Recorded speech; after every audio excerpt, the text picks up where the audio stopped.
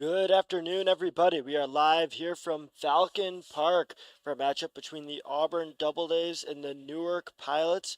But, today's a special day here at the park. It's not every day that we have a special cancer care celebration, the fifth annual HOA celebration here at Falcon Park.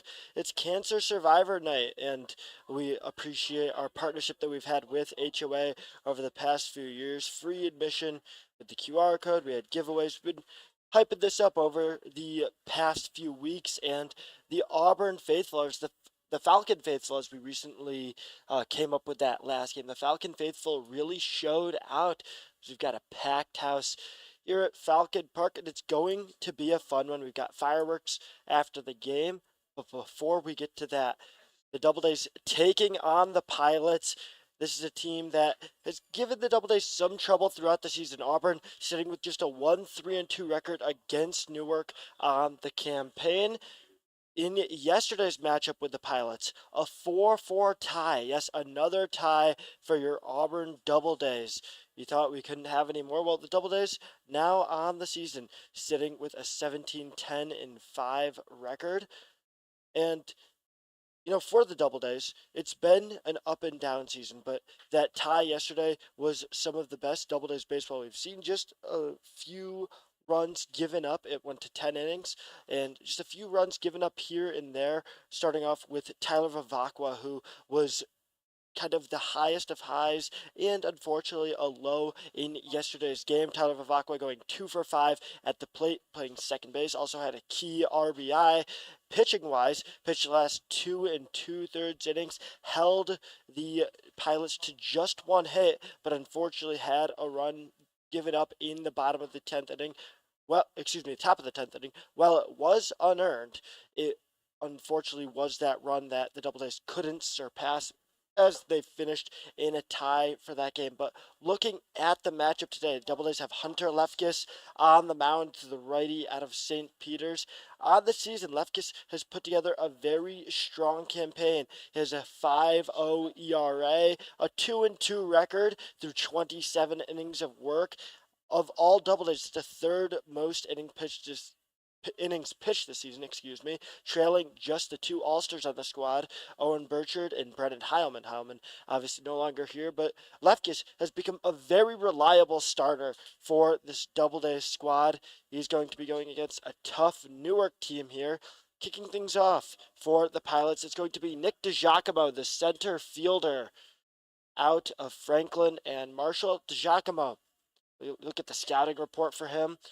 He's a tough out. The batting average just 264, nothing special there, but his on-base percentage and slugging both well over 400 as that pitch outside for ball number one.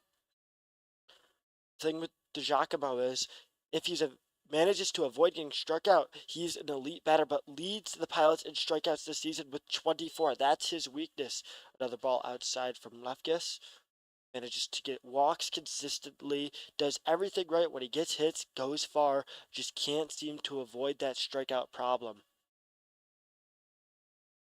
Lefkis readies for the third pitch of the evening and misses yet again. Lefkis trying to avoid a quick 4-pitch walk.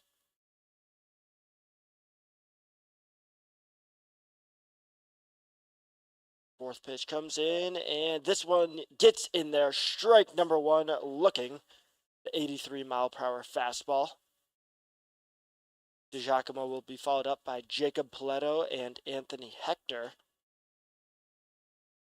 That pitch swung on, fouled off down the right side as Lefkis bounces back in the count. Now it's a full count. Payoff pitch coming up. Lefkis has done a good job this season of keeping his pitch count relatively low through his starts. However, he does know how to use his available pitches to his benefit.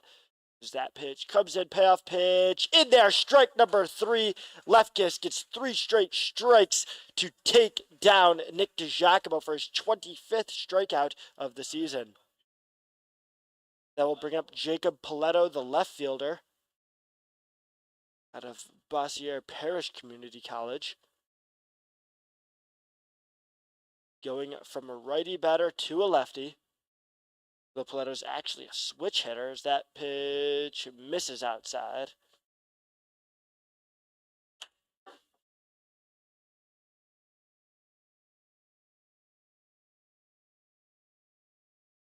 For the Doubledays today, it's going to be all about the offense because we see this Newark team not fantastic at the plate. Just two batters in this lineup batting over 300 on the campaign. The offense is really going to have to show up in ways that they haven't throughout certain games this season. But at home here at Falcon Park, we've seen the offense really be alive as that pitch going to bounce off Paletto and he'll take his base.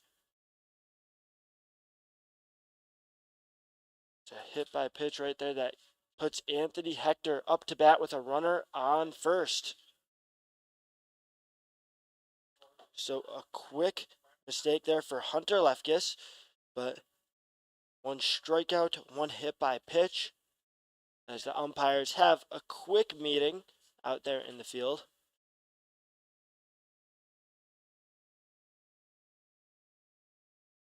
That'll bring up Anthony Hector with the best batting average out of all players going tonight for the Pilots, batting .322 with an impressive also 455 on base percentage, 368 slugging.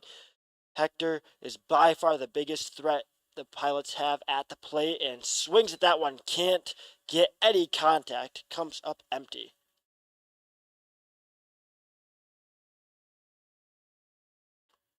Lefkis not necessarily the strongest arm in this Doubledays rotation, but you see what he lacks maybe in top end velocity he makes up for by both having a pretty deep bag when it comes to his overall pitches and on his breaking balls it doesn't necessarily dip down that much. His breaking ball velocity is relatively high compared to where his fastball velocity is at. As a pitch comes in, catches the outside part of the plate, strike number 2.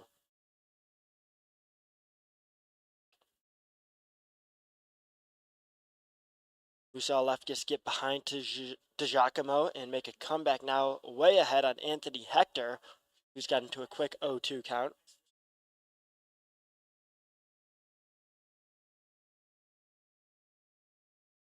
Looks off a few pitches, takes that, gets a foul ball down the first base line, just getting away from the first baseman and Nick Izzo.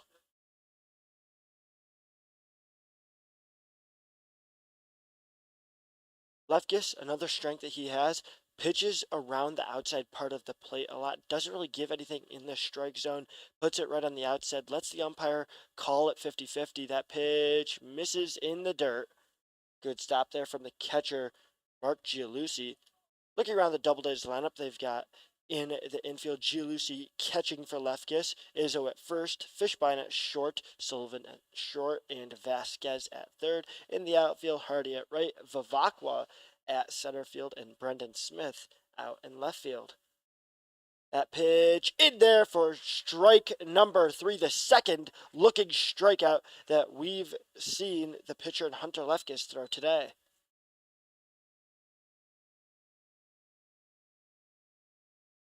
That will bring out Cooper Loyal, the shortstop.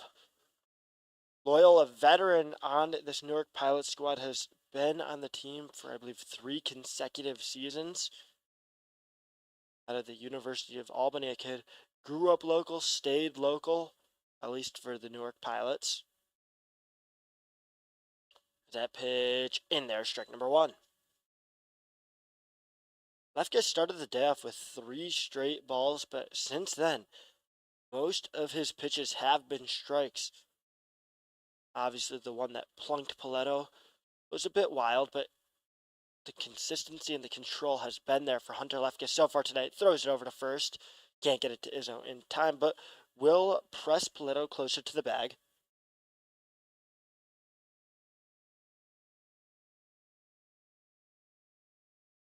Loyal with an impressive 308 batting average on the campaign. Swings at that one, fouls it off. That's going to be Lefkis getting into an 0-2 count for the second at-bat in a row. This is where we normally see Lefkis not necessarily go for the strikeout pitches, even though he did it to Anthony Hector in his last at-bat. Lefkis is smart when it comes to using his balls when he needs to. Doesn't necessarily force strikes, throws that one high. Loyal gonna foul it off, chops at it to stay alive in the at-bat no matter what.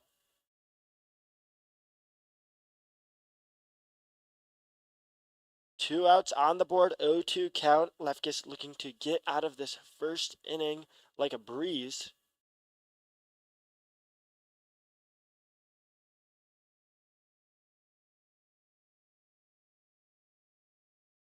Oh, 2 pitch comes in and dips below the strike zone. The 74-mile-per-hour curveball just tailed off at the very last second. Disciplined batting from Loyal, not to chase at that one. Still a runner on first base. As the runner will take off, and that's hit directly to the second baseman. Fishbein throws it over to Izzo. Easy 4 batters, 3 outs for Hunter. Lefkis gets out of the inning unharmed, and we'll be back here in the bottom of the first inning as the Doubledays will look to get on the board first. It's going to be Tyler Vivacqua, followed up by Bobby Hardy and Mark Gialucci. Stay tuned for more Auburn Doubledays baseball.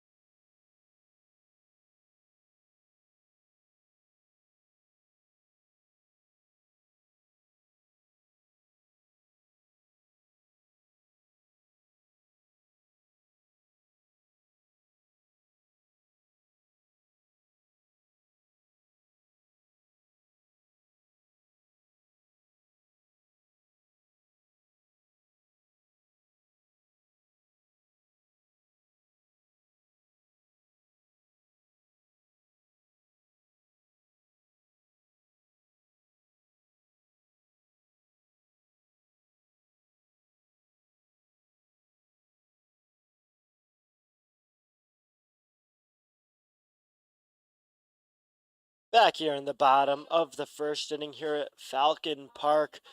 Ryan Story on the call. My partner Luke Backman not here today. He'll be back for tomorrow's matchup here at Falcon Park. Make sure to tune in then as well. But you see the Auburn Doubledays getting out of that first inning easily. Now it'll be Tyler Vivacqua stepping up to the plate against Newark pitcher Jake O'Connor, the righty out of Riviera University.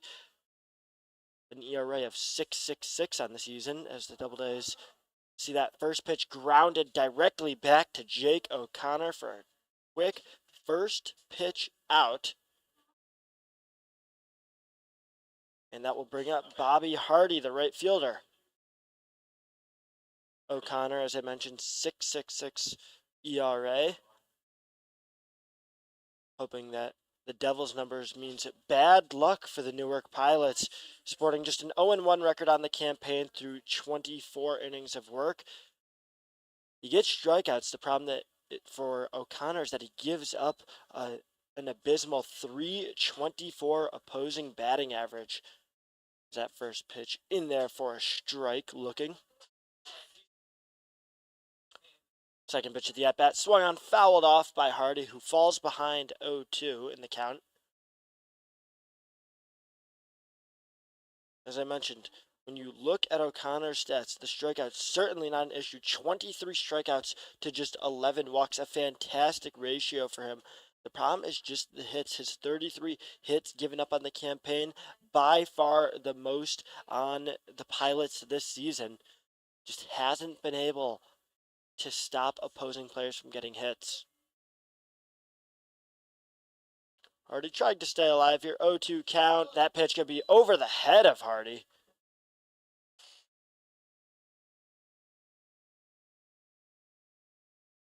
He did not seem to flinch at that one at all. Just ducked right underneath the pitch as 1-2 comes in, chopped up high. The second baseman, Hector, tracking it, and a collision out there in the outfield, but both guys okay hard. Hector diverging on the same fly ball. Hector will come down with it for the second out of the inning.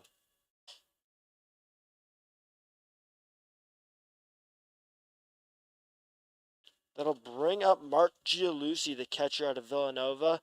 Gialusi, in his short time with the Doubledays, has instantly made his presence felt, leading the team in batting average with insanely high numbers in both slugging and on-base percentage. Ready for his first pitch of the at-bat. Doesn't go after that one. The fastball on the outside part of the plate misses outside.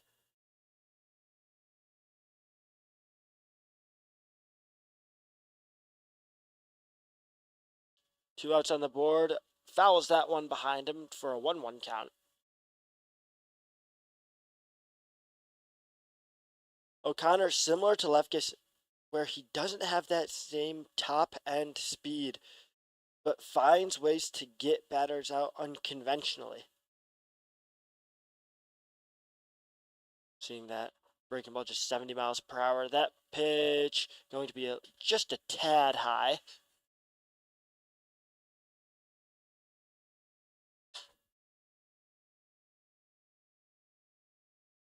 O'Connor out of Riviere, as I mentioned, tops at just about 80 miles per hour. That one golfed into center field, and it's going to be DiGiacomo tracking that one down, coming down with the third out of the inning. The Doubledays get knocked down by O'Connor. 1-2-3. We'll be back in the second to see how the Pilots respond. Stay tuned for more Doubledays baseball.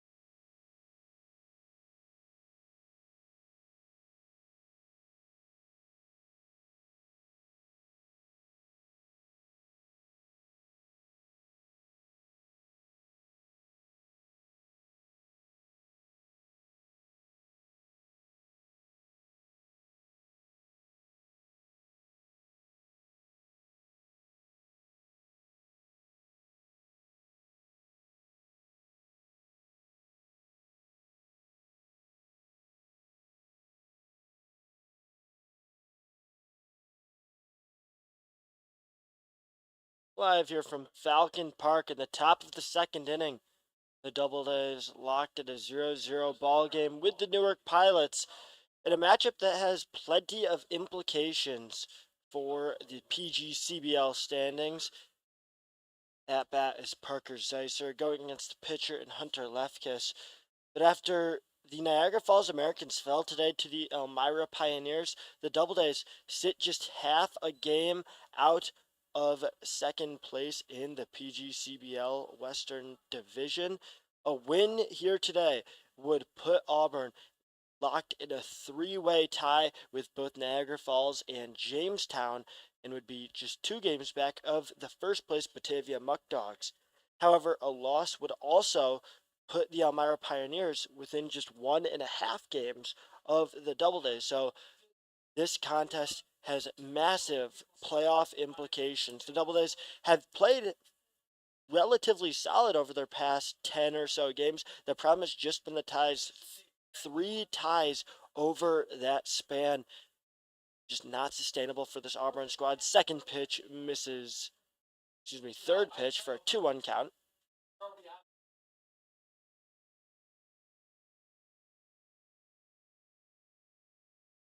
At the plate, Parker Zeisser, the catcher, who has not been fantastic at the plate this season. Just a 159 batting average.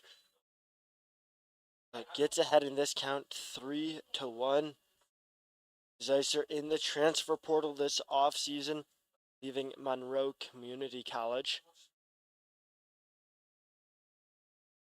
Pitch comes in, hit past the pitcher. It's going to be Fishbein, getting underneath. Throws it to Izzo for a great first out of the inning. Fishbein has been on point early in this contest. You see an interesting lineup move by Matt Petrosi out there in the field, moving Fishbein over to second where Tyler Vivacqua normally splits time with him. But normally when Vivacqua isn't splitting time with Fishbein at second, he's generally extra hitter, designated hitter. Well, today he's out there in center field. An interesting move from Petrosi. We'll see if it pays off. Hasn't yet had a ball hit to him. Grant Ingram up to bat in the 6th hole, the designated hitter, out of North Arkansas College. And for the rest of this lineup, Ingram, the toughest batter that Lefkis will have to face until it flips back over to the top of the order. With one out on the board, pitch gets in there, 1-1 count.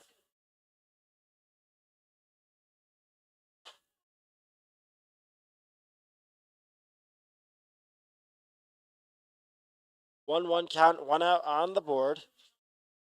As that pitch gets on the edge of the strike zone again, 1-2. Lefkis has been on point today. Most of the strikes that he's thrown have been looking. His breaking ball is really bending into the strike zone today. That one fouled off by Zeisser. Parker Zeisser, at bat. Also on the team, Cosgrove Zeisser, his younger brother. Parker Jr., Cosgrove, a sophomore. 1-2 pitch comes in, one out on the board, and that'll get away from the catcher in Gialusi. So now it's a 2-2 count.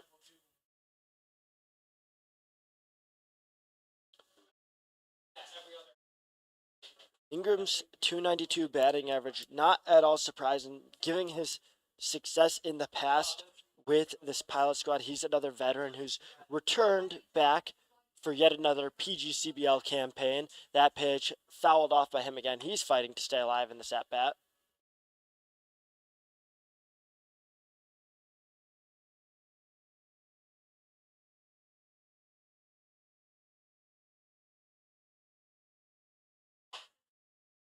Want to give a shout out to our owner, Bob Oman. It's his birthday today.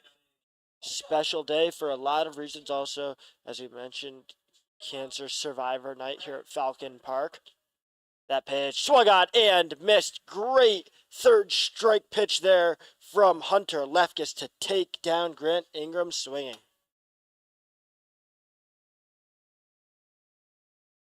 The third strikeout Lefkis has thrown today, the first that he managed to get a batter swinging on.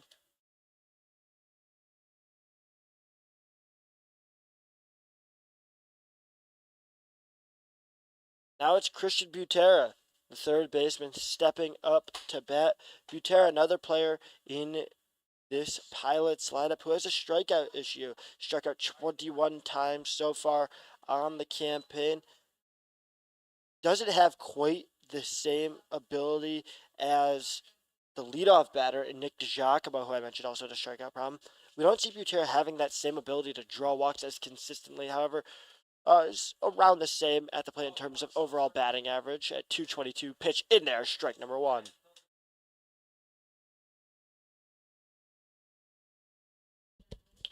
That curveball for Lefkis is on point. Just 76 miles per hour, but bends in there. Looks like it's going to be high. Finishes right in the middle. Right down the gut. Gets a swing and a miss there. That same 76 mile per hour curveball. This time placed a little lower to where it bent out of the strike zone.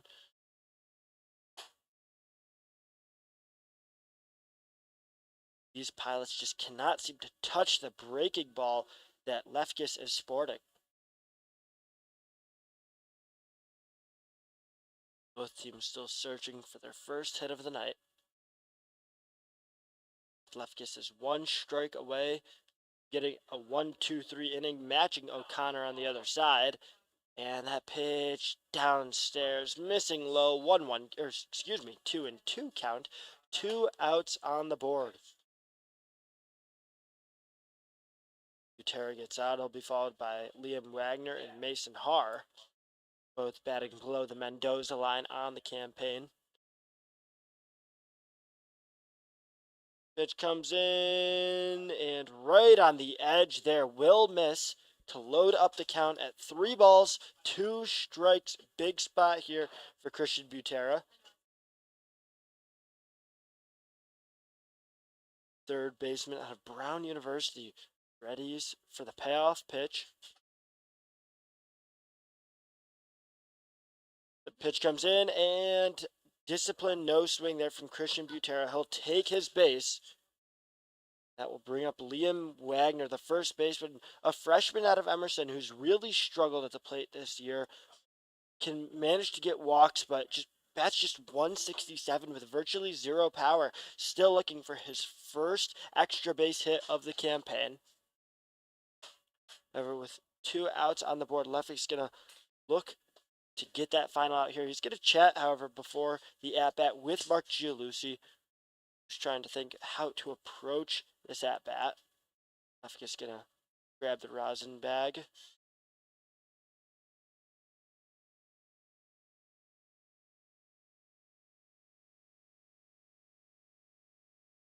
Another thing they'll have to take into consideration, Butera over at first manages to get a lot of stolen bases this season. Just 5, but hasn't gotten caught stealing a single time. At 5 total, the 3rd highest out of any Pilot playing today.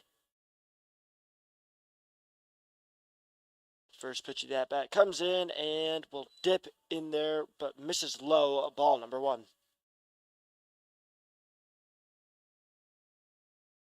Left gets 37 pitches, 19 strikes so far this game.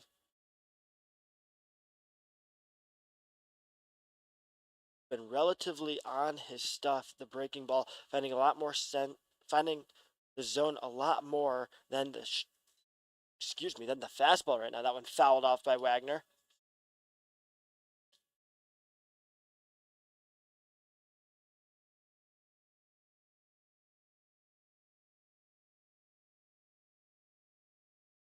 Wagner's started just 10 games for the Pilots so far this season.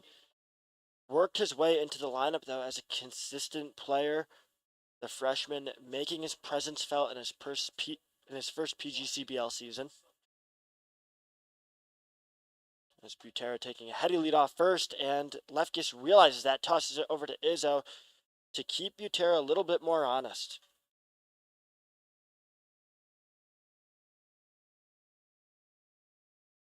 1-1 count for Liam Wagner going against Lefkis. Lefkis trying to make it out of the inning. Gets a swing and a miss there. Big chop at it from Wagner. Can't find the ball, however.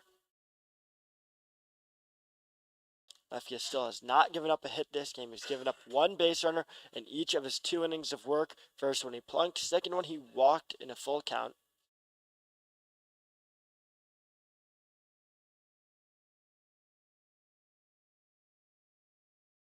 One-two pitch. Lefty's looking to get out of the inning. He's going to toss it over to Izzo again, however.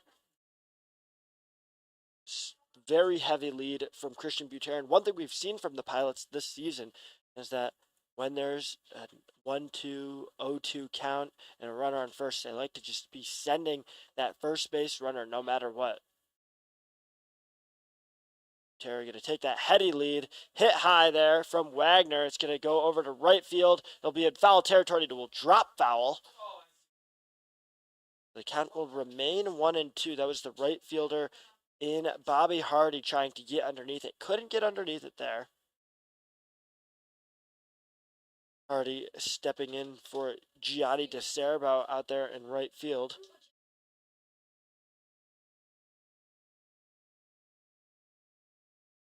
Bobby Hardy out there in right, and Vivacqua in center, Brendan Smith in left.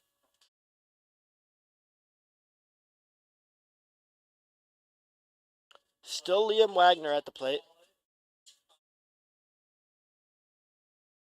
As that pitch hit deep into center field, and Vivacqua going to track it and come underneath it for the easy grab.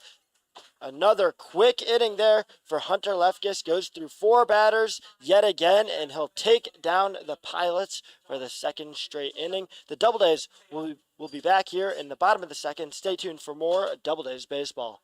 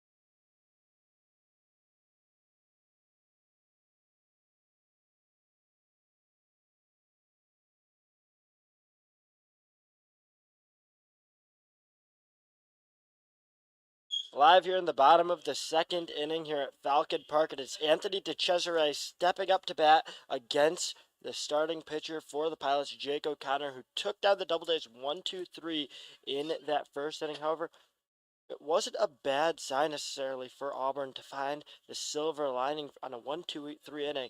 Every single Doubleday there made contact, 0 strikeouts, and Gianlucio and Hardy both got it into the outfield. They could keep the solid contact going, they could find some successes. That's another deep hit there from DeCesare. Will drop right into the glove, however, of Jacob Paletta out there in left field. The Doubledays haven't been able to drop one fair and good yet, but Jake O'Connor with the 324 average that he gives up to opposing batters this season, if the Doubledays can keep that contact going, eventually they're going to start getting lucky and they're going to start getting those base hits that are sorely needed. We'll bring up Max Fishbein after the flyout from DeCesare. Fishbein has been streaking recently, getting that batting average up into the 311 category. Also slashing 466, 378 in terms of his on base and slugging. He's worked his way to a 1-1 count so far with 1 out on the board.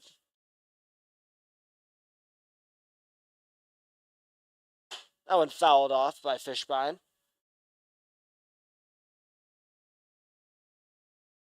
Fishbein, one of the Denison products. We saw an influx of Denison University players into the Doubledays halfway through the season, and Bobby Hardy, Max Fishbein, Alex Vasquez, all playing in this contest. All massive producers for the Doubledays this season. That one grounded over to short. Loyal makes a throw over to Wagner. Another 1-2 start for O'Connor, trying to make it 1-2-3. The Doubledays will have Adam Sullivan out there trying to prevent 6 batters going down in 2 innings.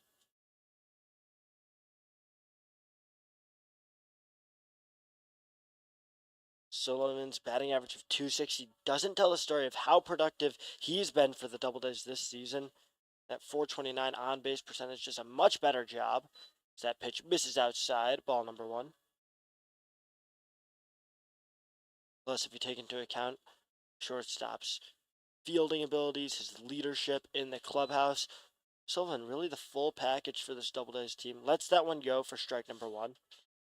Doubledays haven't been too aggressive swinging at the pitches of O'Connor.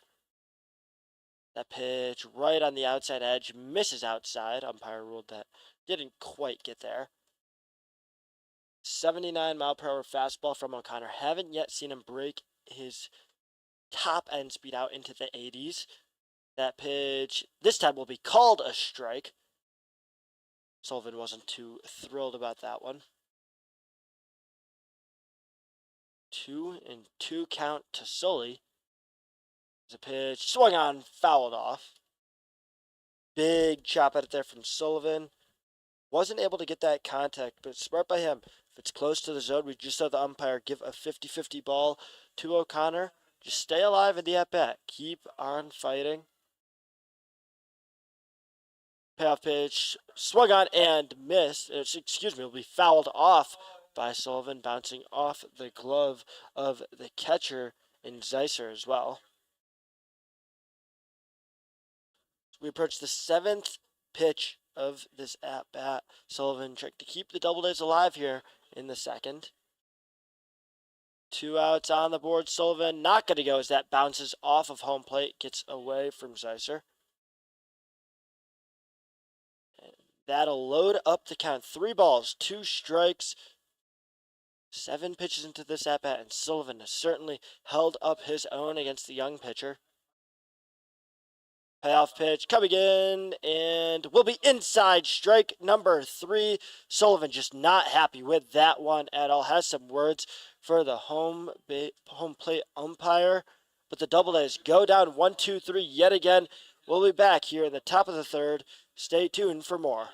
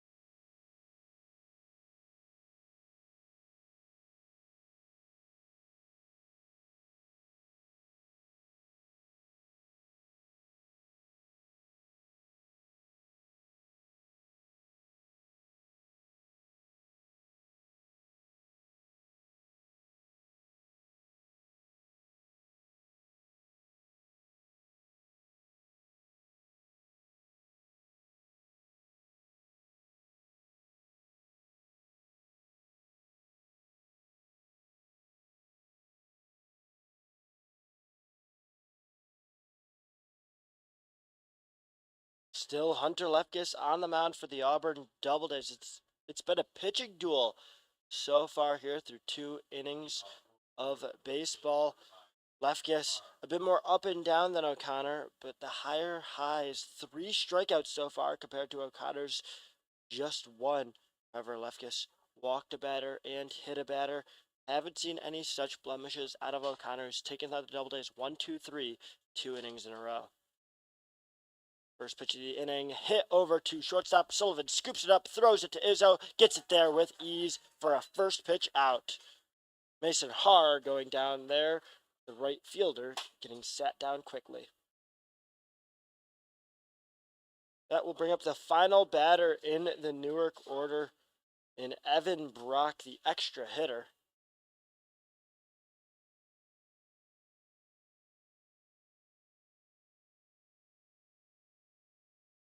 Brock, another Monroe Community College transfer. He's in the portal as of right now.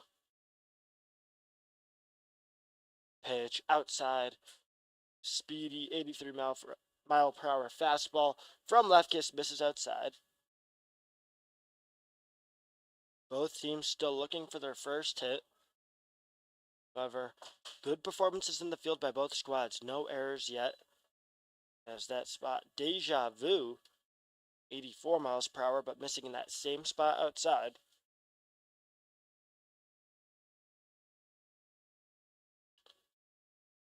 Brock with a much higher on-base percentage than a majority of this squad, getting that up to 404. Not the most powerful of batters, but works his way to walks. One of the best pilots on the team in terms of just forcing walks from opposing pitchers, stays patient at the plate. We'll have to see Lefkis get more aggressive against Brock. He could throw more of those pitches on that inside part of the zone, but 4-pitch walk to Evan Brock. He'll take first base effectively for free, and that'll bring it back around to the top of the order for the Pilots. Nick DiGiacomo, who struck out in his first time around, stepping back in. And we saw in that at-bat, Lefkis fell behind early. Fell down 3-0 actually, and then got fastball in there for strike number 1. Forced a foul ball by DiGiacomo on the 5th pitch, and then on that final 3rd pitch, just threw one right down the gut and got the looking K. That first pitch, a ball right there. It's been 5 consecutive balls thrown from the pitcher Lefkis after a first pitch ground out from Mason Haar. That one swung on, and looks like the glove actually fell out of the pocket. Or excuse me, the elbow protector fell off of Nick DiGiacomo there. That'll make it a 1-1 count. Lefkis breaks the streak of 5 consecutive balls thrown.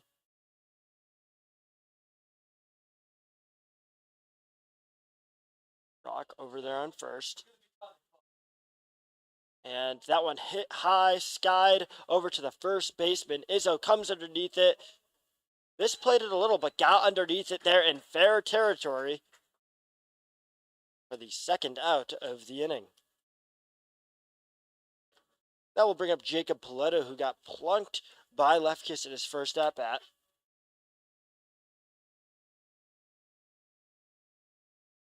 Lefkis trying to make this 3rd inning a repeat of the 1st and 2nd. One batter gets on through either a walk or a hit by pitch, then he gets out of it with ease. Should make his 3rd straight 4-batter inning. That first pitch in there, strike number 1. Lefkis hits 50 pitches on the night.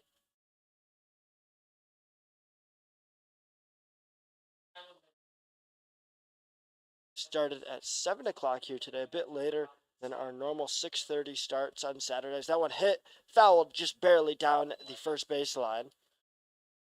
And Lefkis gets ahead in the count, 0-2.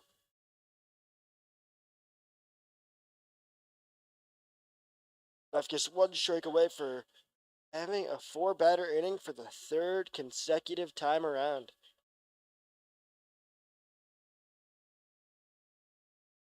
Also looking for his first strikeout this inning. And misses low, But good play there from Gianluigi. Knocks it down and instantly jumps up, ready to throw it over to second or even over to first to potentially catch lazy Evan Brock. However, Brock stays vigilant.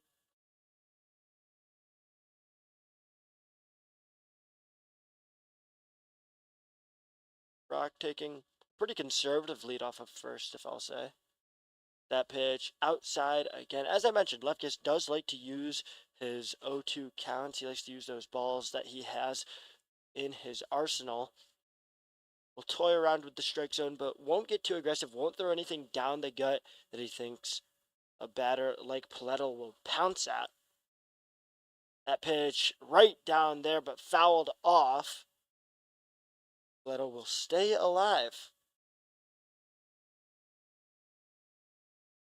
As I mentioned, Paletto, a switch hitter, so if we see the Doubledays pull out the southpaw later on in this contest, Paletto might switch over to the left side of the batter's box.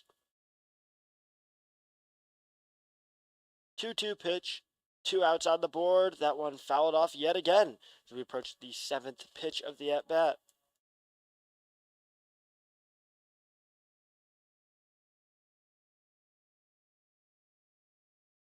As I mentioned, Paletto hit by a pitch at his first time around, sandwiched in between 2 strikeouts. DiGiacomo struck out his first time up. As he popped up in that last at-bat, Hector, who follows up Jacob Paletto, also struck out. Is that pitch right on the edge? The breaking ball just doesn't slot in there. It'll load things up here. 3 balls, 2 strikes, 2 outs.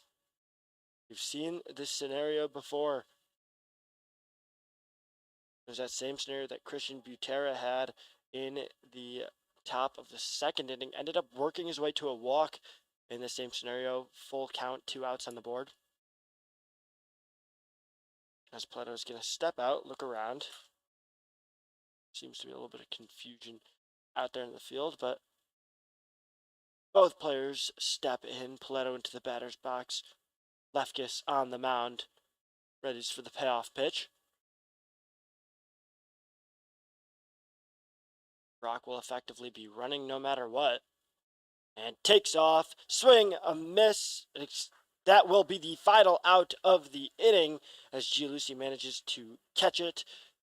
Another strikeout there for Hunter Lefkis, who's racking them up here today. He's had at least 1 in every inning, up to 4 total on the day so far. Lefkis truly dealing 3 shutout innings. We'll see if the Doubledays can snap Jake O'Connor's streak of not giving up a base runner. See if the Doubledays can do some damage on the offensive side when we come back.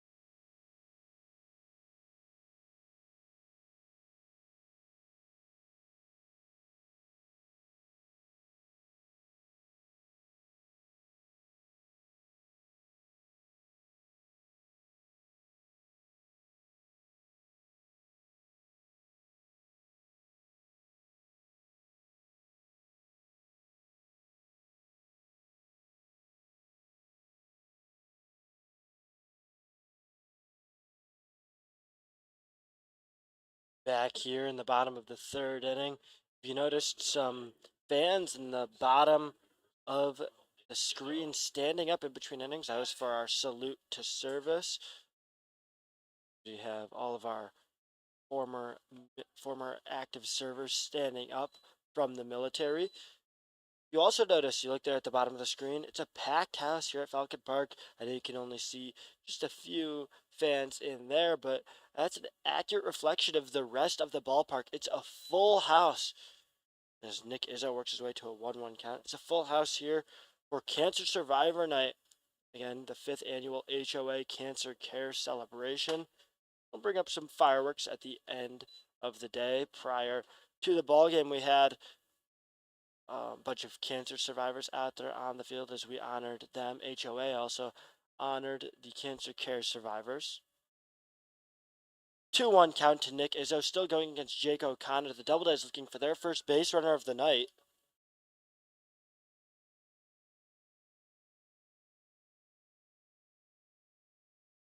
There's a 71-mile-per-hour pitch.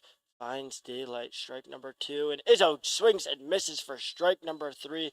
Izzo not happy about that one. Don't know if he was a bit more upset about the call on strike number 2 or about the swing and a miss there on strike number 3. But that will bring up Charlie Wortham, the extra hitter out of Mississippi State, who just recently joined the Auburn Doubledays, has been getting in some work. Batting as the extra hitter here for Auburn today. Had a big hit in their last home game on Thursday.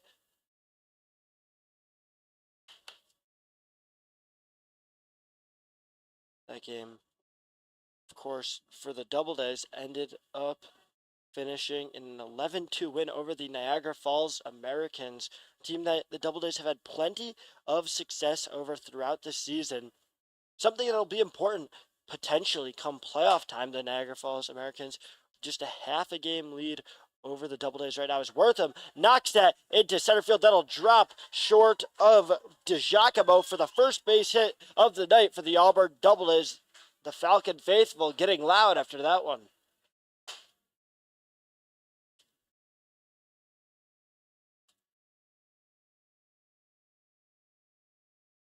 There's a reason Wortham plays in the SEC. It's because he can put his bat on the ball and get base hits with ease. He's also a very unselfish player. We've noticed he's had moments where he could look to be the star, be the hero of the night, and instead does what's best, just passes the baton, as my co-commentator Luke always loves to say. Passes the baton, works his way to walks, takes what's given to him rather than chasing and going for bad swings. 1 out on the board, 1 base runner for the Auburn Doubledays. Brendan Smith up to bat, the left fielder out of Eastern Connecticut State. As Smith lets that one go outside, 1-1 count.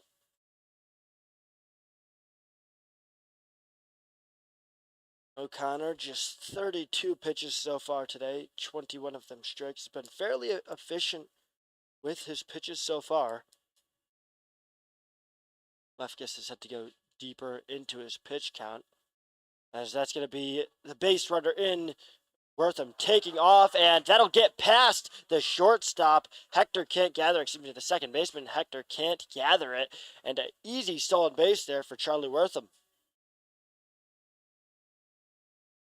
However, that pitch was called a strike, so Smith behind in the count, 1-2.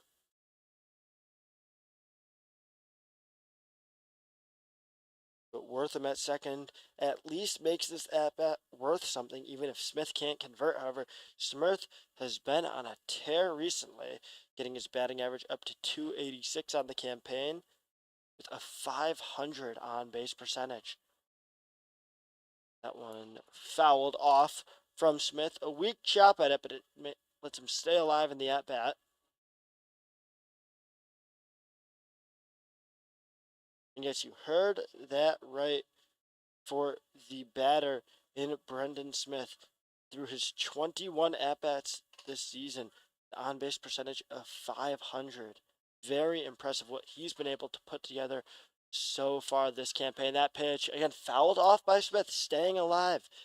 He's not going after it too hard, just those pitches on the very edge that we've seen O'Connor kind of stun some Doubledays with so far this game.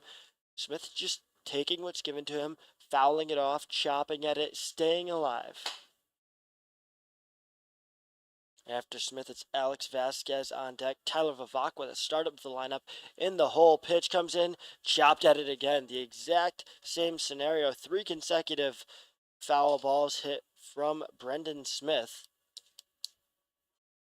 Still only 1 ball, so O'Connor really doesn't have to throw anything too close to the strike zone here. He's been opting to throw balls that could be considered strikes.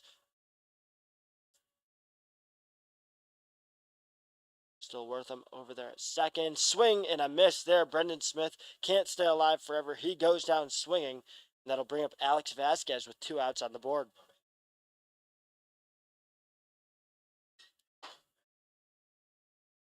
Dennison, the 10 batter in this Doubledays order.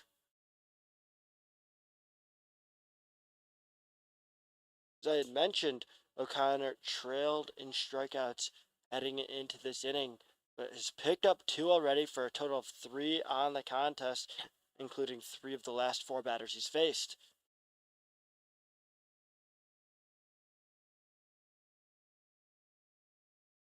As I mentioned, it's been an absolute pitching duel through 3 innings so far. Just 1 hit given up between both O'Connor and Lefkis. Multiple strikeouts for each, 7 strikeouts actually, for the pitchers combined. Vasquez gets ahead in the count early, 2-0. Vasquez does a good job of not swinging at those pitches near the zone. Good at getting out to those 2-0, 3-0 counts. And once he's in a count like that, really manages to work his way to either walks or pitches down the middle that he converts base hits on. It's a quick 3-0 count. Now a walk wouldn't advance any runners, would just advance Vasquez over to first and would put 2 runners on for Tyler Vivacqua, who's one of the best hitters that the Doubledays have to offer.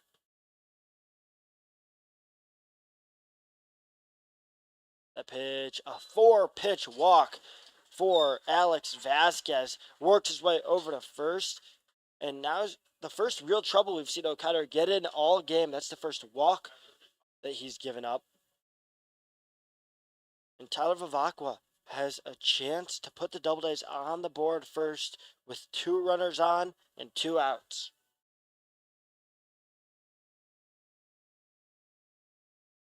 Vivacqua's last time up grounded out was that first pitch. Just grounded it straight back to O'Connor on the mound. Trying to stay alive for a bit longer this time as we are now at 8:06 p.m. Thanks for joining us tonight. First pitch, swings at, grounds it over to the second baseman, Hector, who tosses it over to Loyal. Vivacqua has seen 2 pitches and hit into 2 ground outs this contest. We'll be back for more Doubledays baseball in the in the top of the 4th inning after a quick word from our sponsors.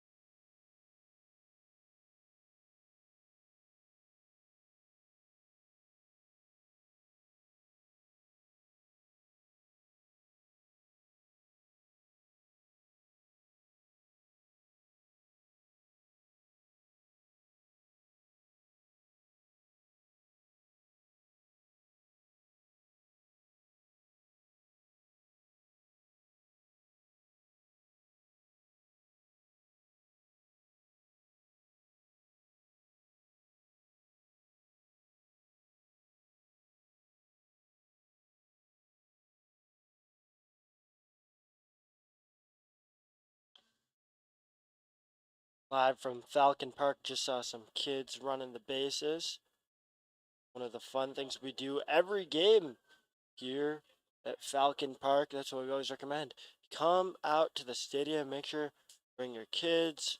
It's always a fun time. Something we always recommend. However, if you can't make it out to the games, tune in. I'm Ryan Story on the call. Luke Backman normally here, missing today, but he'll be back tomorrow, back and ready to go as Anthony Hector takes that first pitch from Hunter Lefkis for a strike. Lefkis has been absolutely dealing so far today.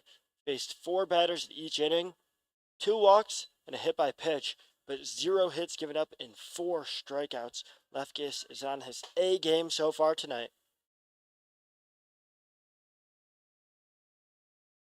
And what's really been popping off for Lefkis, his curveball has been finding the zone with ease. That one fouled off there from Anthony Hector, who struck out in his last at bat. Falls behind in this one, 1 ball, 2 strikes.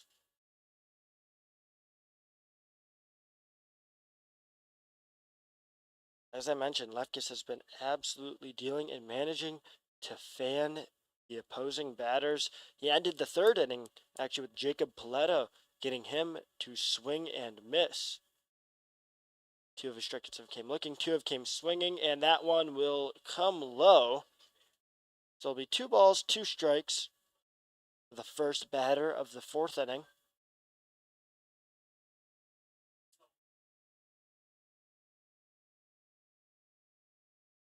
2-2 pitch, hit high.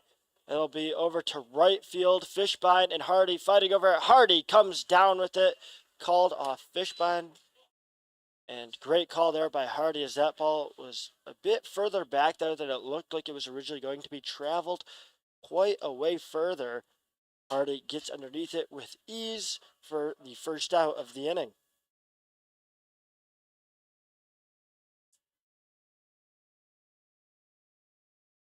Now Cooper Loyal steps up to the plate. Cooper Loyal grounded out to end the first inning. And that one swung on and missed. Loyal going after it. Lefkis, too nasty.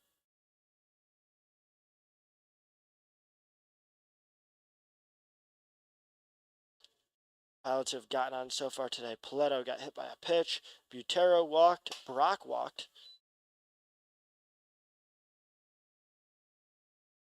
But for the most part, Hunter Lefkis has just been untouchable. There's a reason he hasn't given up a hit yet so far tonight, even having gone through the relative gauntlet midway through the lineup that the Pilots sport with players like Anthony Hector and Cooper Loyal. Hector, who just got up for a second time, Loyal, who he's facing right now.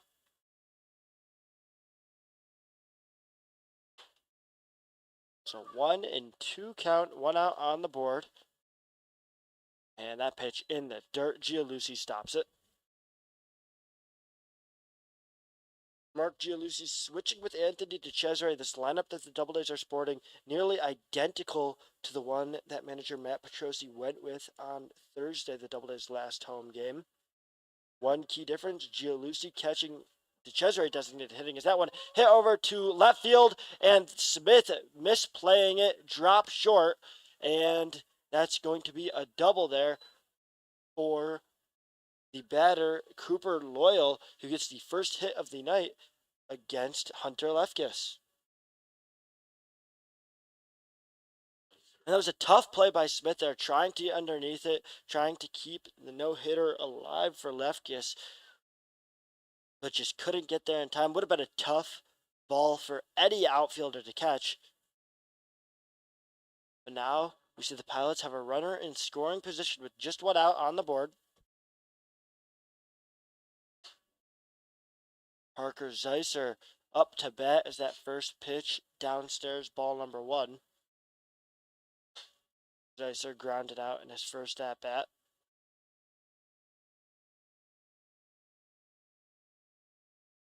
Zeiser surprisingly high, I'd say, in the lineup today. Normally batting in that 7 or 8 spot. Up here in the 5 hole today as that pitch breaks in there, strike number 1.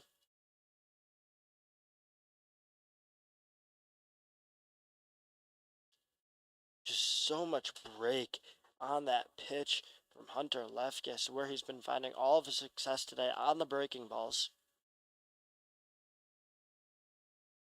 And that one in there again on the inside part of the plate. Decisive not trying to go at those inside pitches, but it looks like Lefkis won't give him a choice. He's placed two there already in this at-bat. Could be attacking that same spot.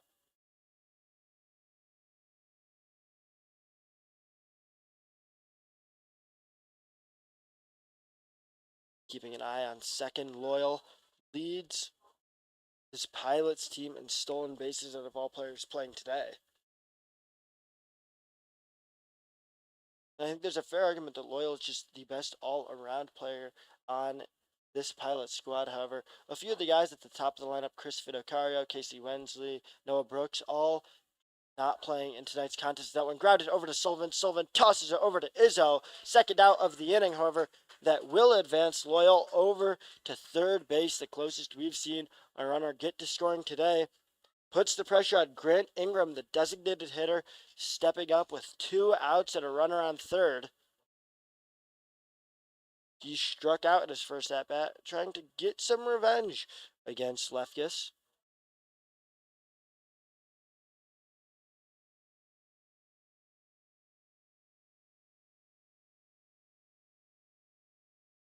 That pitch swung on and fouled off.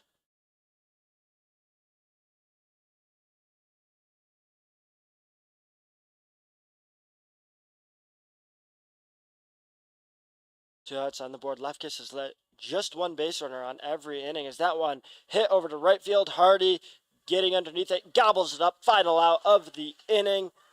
And Lefkis keeping a streak alive. 4 batters in each inning through 4.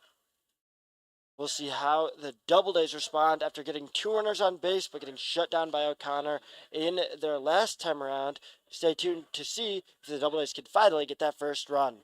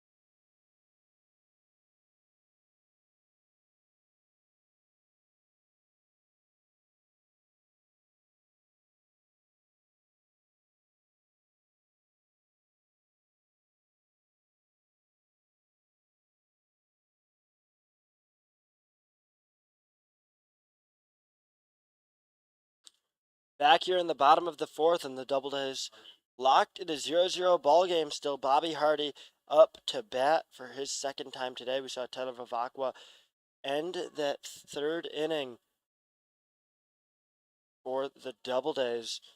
There were 2 runners on. Swung at the first pitch you saw, grounded out to the second baseman, Anthony Hector.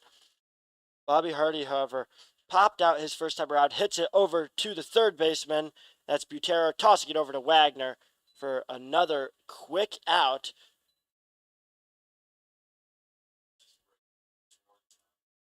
And now it's Mark Gialusi, who had a deep fly ball his first time around, trying to get the second hit of the night for the Auburn Doubledays. As I mentioned, ever since Gialusi has joined this Doubledays squad, he's instantly been one of the best hitters that they have had to offer. Someone who, anytime he steps up to the plate, not only is just a base hit in question, but also a deep base hit that could potentially be extra bases, triple, even a home run. Though he's still looking for his first this season. Takes a big, hefty swing at that one. Can't come down with any piece of the ball. 0-1 count. O'Connor deals. Hit up high there. The first baseman in Wagner started running after it. Realized that was going way foul. O'Connor still well short of 50 pitches. He's looking to have his longest outing of the season, certainly working his way towards it. There's the 0-2 pitch hit, and a great snag there from the third baseman, Christian Butera. What seemed like was going to be an easy base hit, potentially a double for Mark Gialusi, robbed by a leaping snag from the third baseman out of Brown University. Now it's Anthony DeCesare who flew out to left field in his first at-bat. You can see Gialusi was just kind of surprised that one was caught. He hit a frozen rope there. Unfortunately, it's just a bit too shallow, and it allowed Butera to jump up and grab that one. Butera on deck in the next inning as that one will land fair, the same exact spot. This time Butera can't get to it as DeCesare rounds first, gets up to second. He'll die, didn't need to though, as that's a near stand-up double for Anthony DeCesare and the first extra base hit that the Doubledays have had all night. It's the second time in a row that the Doubledays have had a runner in scoring position. They have 2 outs on the board now, but DeCesare can see home base with ease. Max Fishbein up to bat, grounded out his first time around.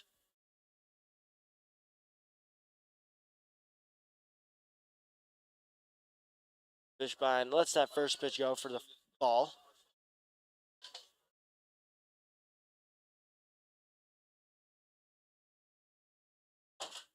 1-0 count. 0 movement in the Newark bullpen. They have full confidence in O'Connor here, who's been dealing so far tonight, only giving up 2 hits. 2-0 count.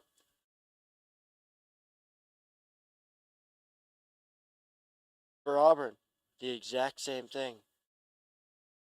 But basically 0 people in either bullpen, just because both Lefkis and O'Connor have been on their A game tonight. After Fishbein, it's Adam Sullivan, the RBI king, and another line out right over to Butera, who's made 2 impressive plays to get O'Connor out of the 4th inning untouched.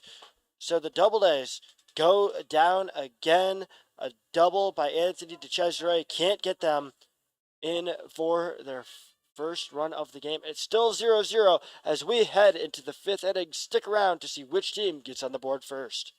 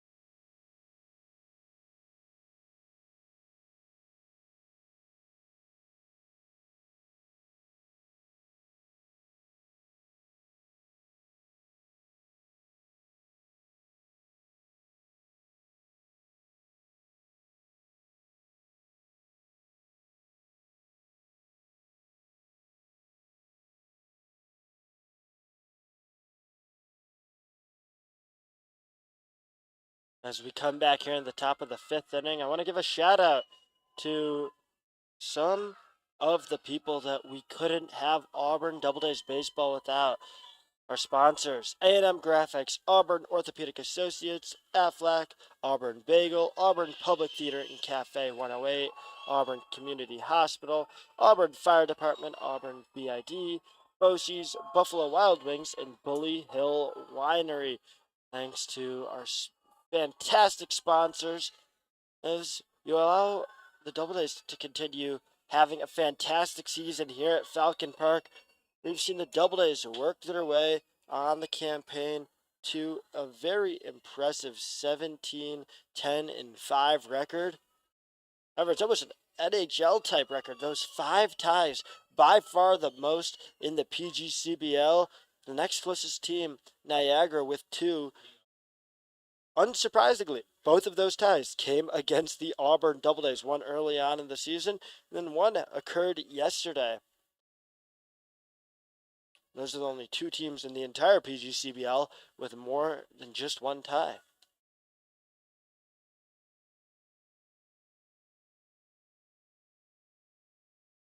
As Lefkis stays on the mound, gets that first pitch, misses upstairs, ball number 1. Who's in the batter's box but Christian Butera, the third baseman, who made things difficult for the Doubledays in that bottom of the 4th inning with 2 excellent plays to keep Jake O'Connor, the starting pitcher who's been absolutely dealing so far this game, completely unharmed despite a double given up to Anthony DeCesare. That pitch gets in there, strike number 1. Left gets up to 77 pitches on the outing so far. Has had to delve a bit more into his pitch count than Jake O'Connor's had to, as that one misses low and in the dirt, gets away from Gianluci. One thing that's not discussed enough with Mark Gianluci, because we know obviously how good he is on the defensive end, tracking down pop flies, throwing the ball down to second to nab unsuspecting runners. But what he can also do is he's a brick wall there behind home plate, just doesn't let balls get by him. By far his best trait defensively. That pitch gets inside yet again, as Christian Butera will walk for the 2nd time today. And so far, like clockwork, we've seen Hunter Lefkis let 1 runner on base, but only 1 in each inning. Through the first 4 innings, has faced exactly 16 batters. We need to take down Wagner, Haar, and Brock in order to keep that streak alive. Liam Wagner, Mason Haar, Evan Brock, the last 3 batters in this pilot's orders. That one fouled off by Wagner.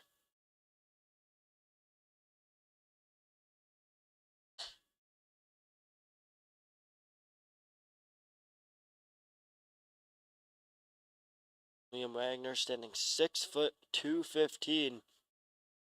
Should be a powerful hitter, has the size to be a powerful hitter, just has not gotten that first extra base hit of the season for the Pilots.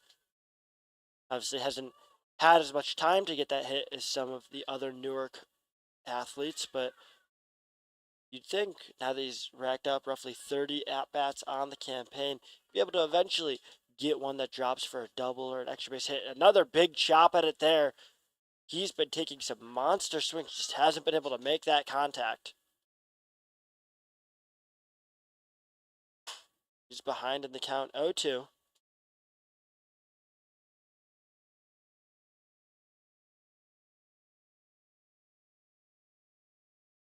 Butera, we've seen get aggressive on the base paths. He's taking a sizable lead, and swing hit into center field. Vivacqua tracking it, getting underneath it, and the first out of the inning is made. Liam Wagner goes down on a fly ball, and now it's going to be Mason Haar stepping up to the plate. Haar had a first pitch ground out his last time up.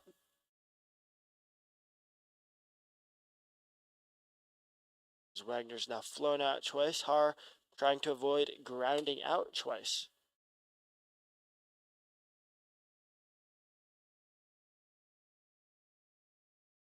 Top of the 5th inning here at Falcon Park. 0-0 ball game, fouled off.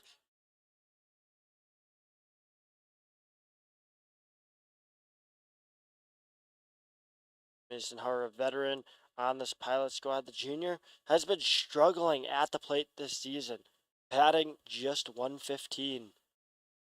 Numbers that are certainly shocking for a PGCBL veteran who's been relatively consistent and everyday mainstay in this Pilots lineup for the past 2 years. Just hasn't been able to get his bat going this season. However, very good right fielder, does not make mistakes out there in the field as Butera takes off. Giulici throws it down, good throw, can't get there in time. As we saw Butera nearly come off the bag. The tag there from Fishbein, not going to get down. Butera had gotten there well in time, but the count now 2-0. Or excuse me, 0-2. Flipping it around. In scoring position and taking another pretty strong lead. Fishbein staying on second, ready in case Lefkis wants to toss it back to him. That one fouled off.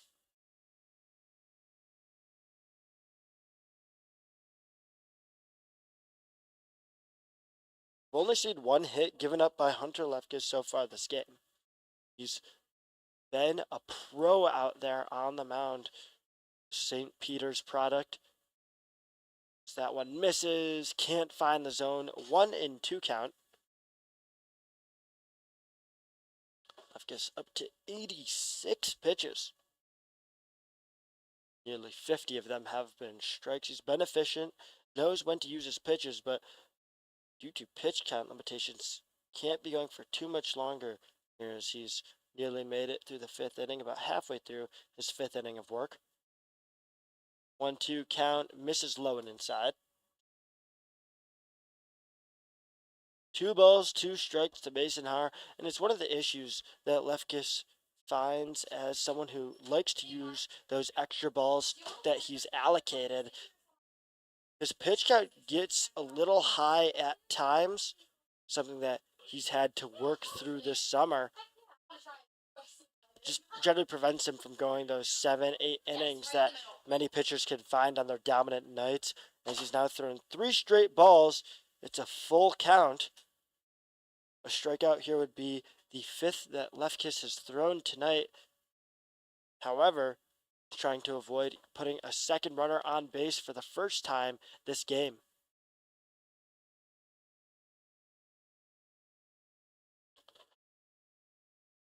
Lefkis readies for the payoff pitch to Mason Haar.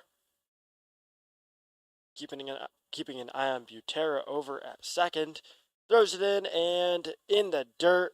Haar will take his free base, and for the first time today, Lefkis has given 2 runners the bases. And now Matt Petrosi going to have a quick chat with Hunter Lefkis. Can't imagine it's the end of the day for the young pitcher.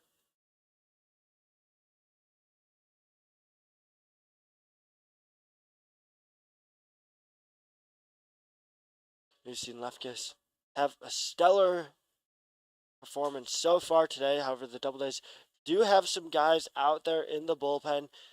If Petrosi needs to pivot, he does have that option. Checking in with Lefkis here.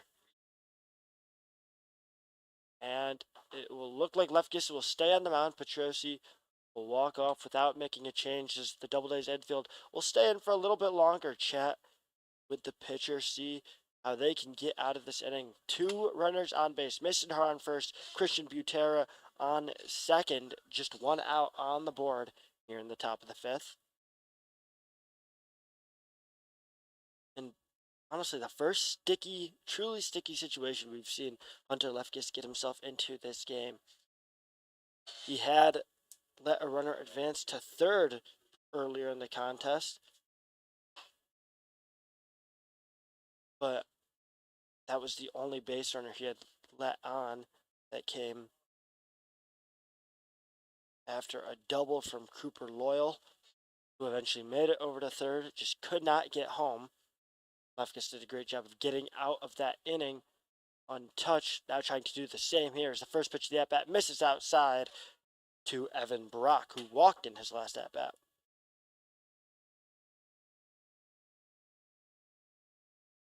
Lefkis now at 90 pitches. Brock actually walked in 4 pitches his last time up. Junior out of Monroe Community College. He's a disciplined batter. He's not someone who Lefkis is going to fool with his pitches around the zone. As the throw from Lefkis over to Fishbite at second, not in time the pickoff attempt, trying to surprise Christian Butera, who was unfazed. After Brockett returns to the top of the Pilots' order to Giacomo, Paletto, Hector. So Lefkis is going to try to do his damage here, but that'll get away from Mark Gialucci as the passed ball puts runners now in both in scoring position on second and third.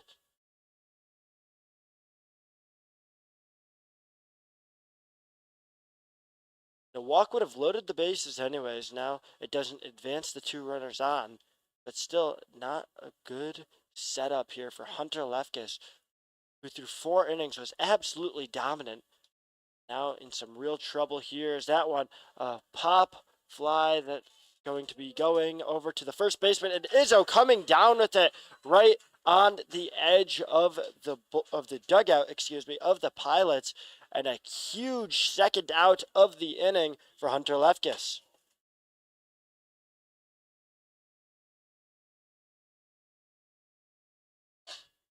That brings up Nick DiGiacomo, the center fielder who's 0 for 2 on the night thus far, struck out his first at bat, popped out in his second.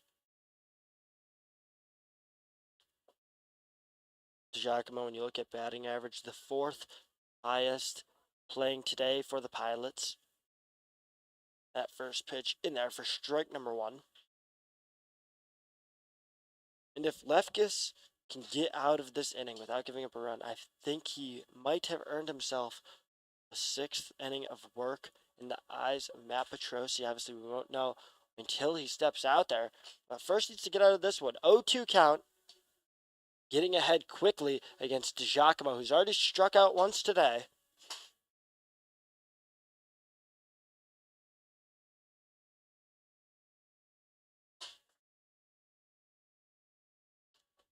Two outs on the board, 2 runners in scoring position. Big spot here for Lefkis, who throws that one right down the middle, fouled off. Lefkis knows the scouting report is that he doesn't throw that fastball down the gut on his 0-2 count, so he went to it there, tried to catch DiGiacomo off guard, who might have been certainly surprised there.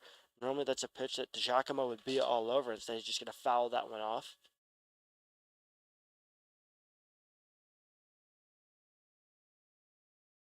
Breaking ball has been working for Lefkis. We'll see if he goes back to it on this pitch. 0-2 count, 77 mile per hour. Slight breaker that's fouled off yet again. 3 consecutive foul balls hit by the batter, Nick DiGiacomo. The Pilots have gone through the order 2 full times. In that time, we've seen 4 strikeouts thrown from Lefkis, just 1 hit given up. That pitch comes in, it's gonna hit the batter, and they'll rule that he did lean into it. DiGiacomo not happy with that one at all, as it looks like the umpire going to side with the catcher Gialucci, who instantly said that DiGiacomo leaned into it, the very minimum, didn't attempt to get out of the way. And that'll be the end of the inning. As the umpire, or excuse me, the head coach at Marcus Smith just does not see the reasoning behind that call. He will order DiGiacomo to go straight back to the dugout, however. And Hunter Lefkis, maybe a little lucky, but he gets out of the inning without giving up a run, escapes true danger. 2 runners in scoring position, just 1 out. Lefkis, unfazed, sits down the Pilots. We'll be back here in the bottom of the 5th as Auburn has been a little bit better against starting pitcher Jake O'Connor. Looks to keep their momentum going.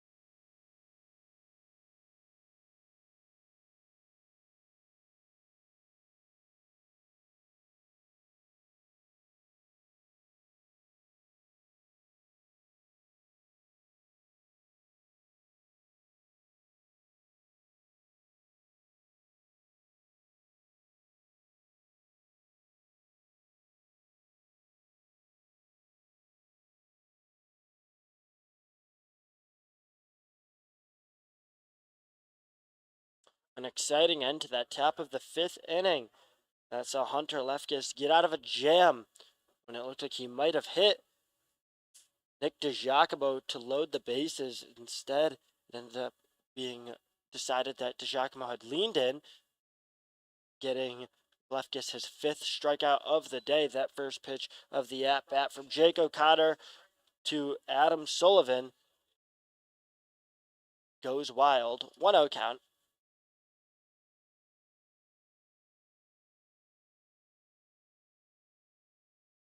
And misses yet again. 2-0. Drastically different shutout nights so far from Jake O'Connor and Hunter Lefkis. O'Connor has thrown just 53 pitches so far tonight, make it 54 as he falls behind in this count 3-0.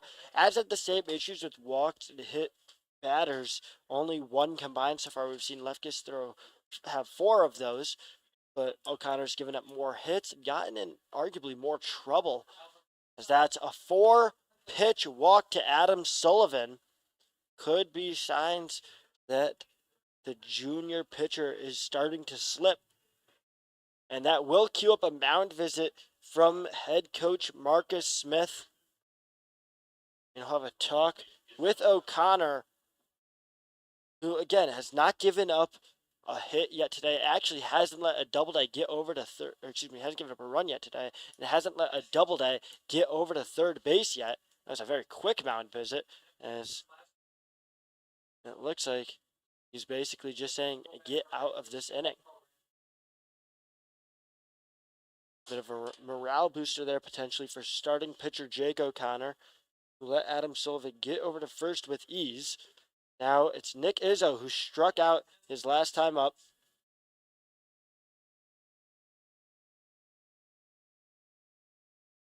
As that's going to be Sullivan taking off and getting there. Gets there easily, nearly a great tag there from the second baseman Anthony Hector, but the stolen base credited to Adam Sullivan. The first stolen base of the night, the Auburn Doubledays. Sullivan on the season has been racking those up. That's his 9th of the campaign. And I'd say he started off a bit slowly in terms of just total stolen bases, but especially in recent games has been going after it. Pop fly hit by Izzo, and it's going to be number 17, the third baseman Christian Butera for the Pilots, coming down with that. As the catcher and pitcher didn't really seem to know where that was. Izzo was originally just going to start walking back, but realized there was a bit of confusion in the infield of the Pilots. Made his way over to first, but now going to have to take the walk of shame back to the dugout. Sullivan still out there on second base as the double is going to look avoiding stranding him. Charlie Wortham, who singled in his last time up in the batter's box. First pitch, Wortham lets that go, misses low.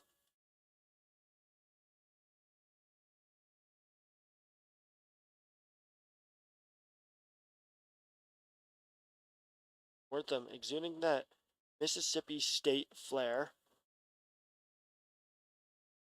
Second pitch, inside, can't drop in the zone, 2-0 count.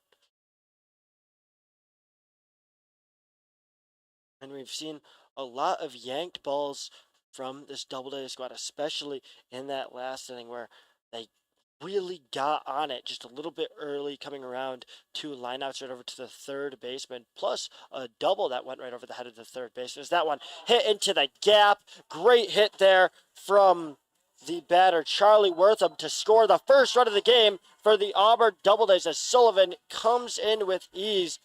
Charlie Wortham going oppo there to knock in a run.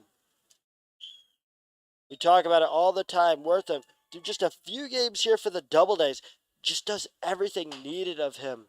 When all we've seen so far from this Doubledays squad is yanked hits, he has a beautiful shot right down the gap between first and second base, exactly where it needed to be to score Sullivan from second. And now the Doubledays have the first lead of the contest.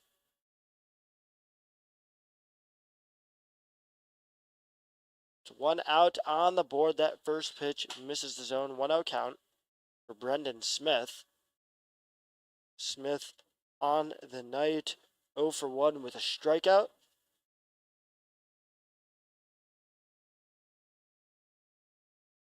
So the Doubledays start playing with their lead here as the throw over to try to nab Wortham at first. The connection between O'Connor and Wagner doesn't get there in time.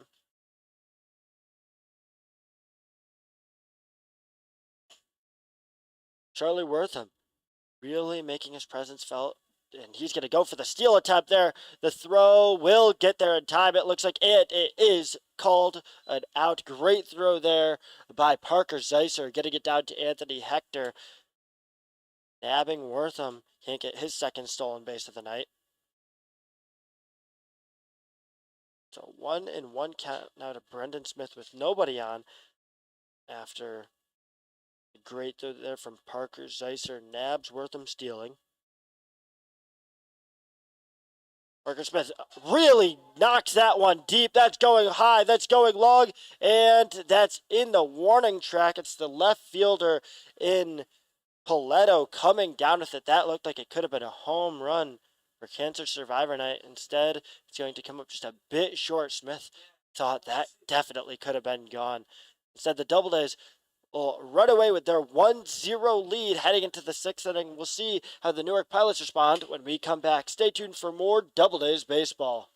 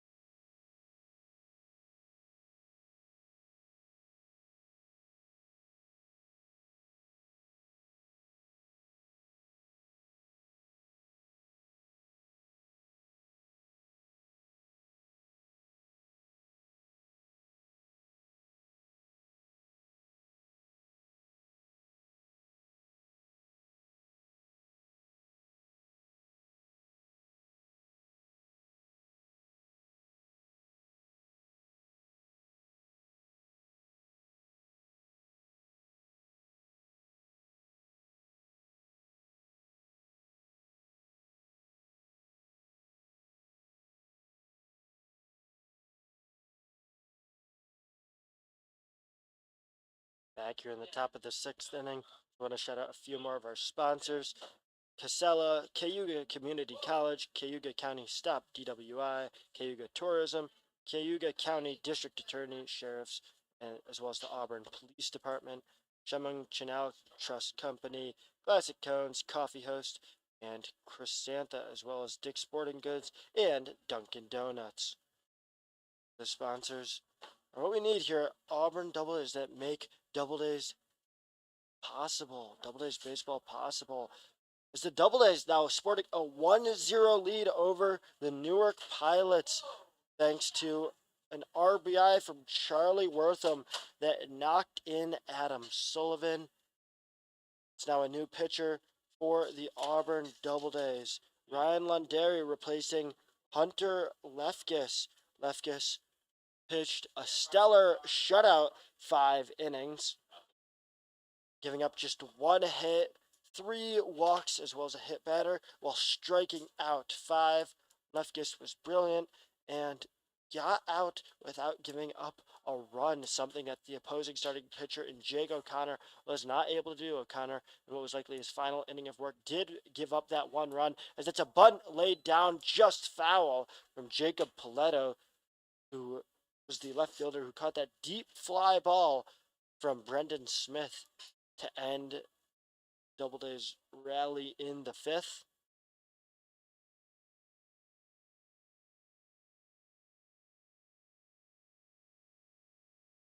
Lindari on the campaign, sporting a 2.7 ERA.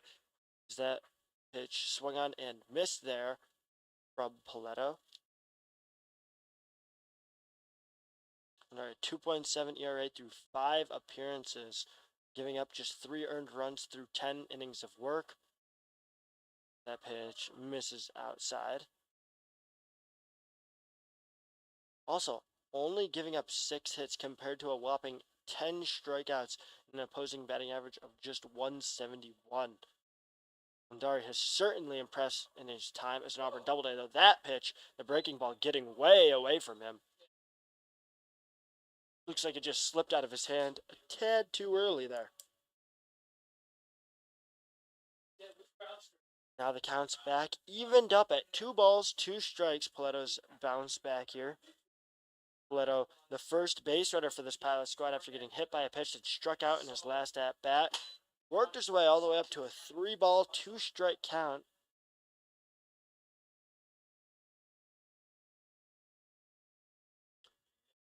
Dari could either set a good precedent or a bad with this payoff pitch that swung on and missed. Gets Lindari swinging.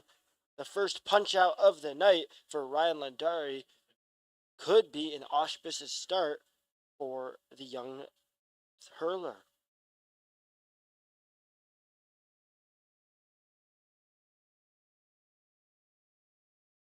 That'll bring up Anthony Hector, who's 0 for 2 on the night. As we mentioned before, the best batter that the Pilots have in their lineup today, except for maybe Cooper Loyal. Those two kind of that 1-2 combo in the 3-4 slot.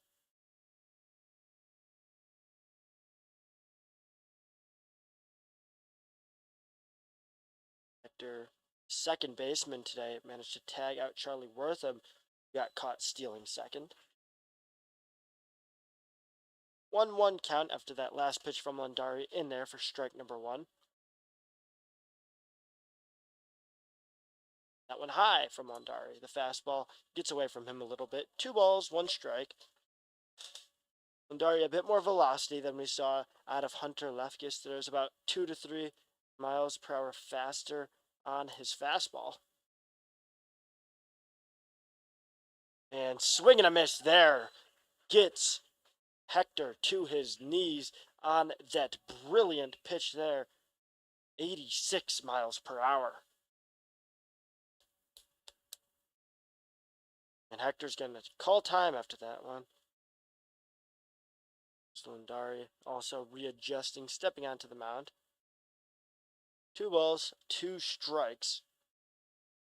Pitch hit past the first baseman, Izzo will snag it and tosses it over to Lindari as Hector gets in the dirt halfway there. He takes a tumble. Is the first base coach going to tell him to brush it off? Ground out there from Anthony Hector. He's now 0 for 3 on the day. Unlike him, who's batting .322 on the campaign. Now it's Cooper Loyal stepping up. He had a monster double in his last at-bat that dropped right in front of Brendan Smith. Smith made a nice diving play at it. A good attempt from Smith, just couldn't come up with it. That one rocketed directly to the second baseman, Max Fishbein. The first pitch of the at-bat, and Lindari gets him down. So Lindari only goes through 8 pitches there and goes through 3 batters, working quickly through the Newark order. We'll be back at the bottom of the 6th for more Auburn Doubledays baseball. Stick around for more.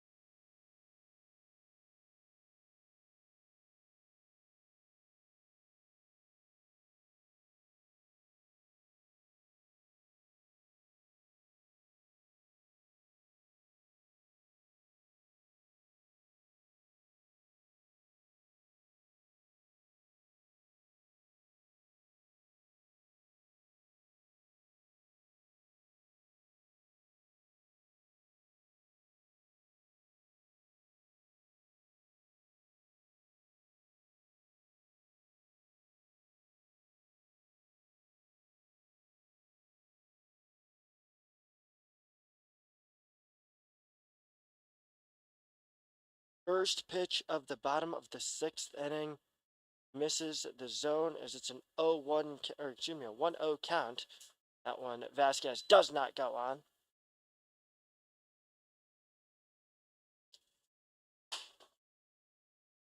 Excuse me, it's an 0-2 count. Vasquez falling behind early. It's still going to be Jake O'Connor on the mound. Vasquez hits it high. Three pilots converge on it. It's the second baseman, Anthony Hector, who's a great day defensively, coming down with that one. The pop out there from Alex Vasquez, brings it around to the top of the order where Tyler Vivacqua has had 2 pitches and grounded out 2 times so far this game.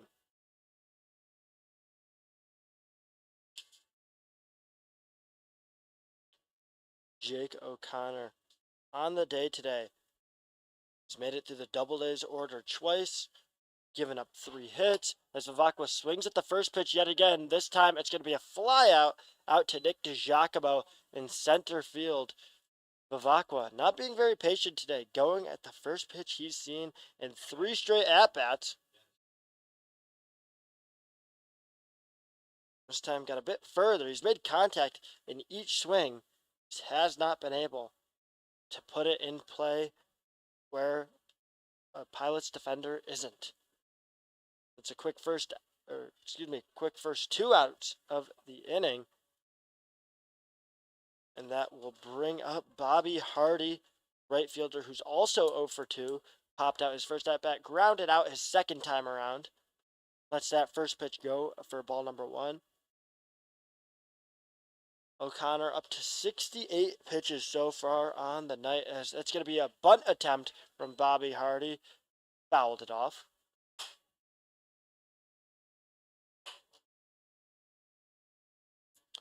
After Hardy, it's Gianlucci and Cesare. So Hardy looking to stay alive in this count, get on base, because there's a reason Hardy's up here at the top of the lineup, near the top of the Doubledays squad in stolen bases, with 11 on the campaign. Once he gets on, he's a lethal threat there, and if he can be followed up by Gianlucci and Cesare, even just a single by them could drive him in, as he swings and whiffs there, can't catch a piece of it.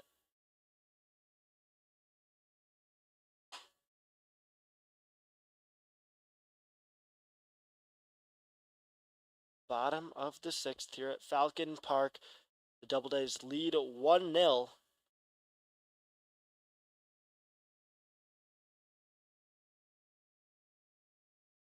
Hardy looking to stay alive in this at-bat. Pitch from O'Connor comes in and Hardy fouls it off. Hardy on the campaign. 271 batting average. Gets on base pretty consistently with that 438 on base percentage, but still has not gotten an extra base hit.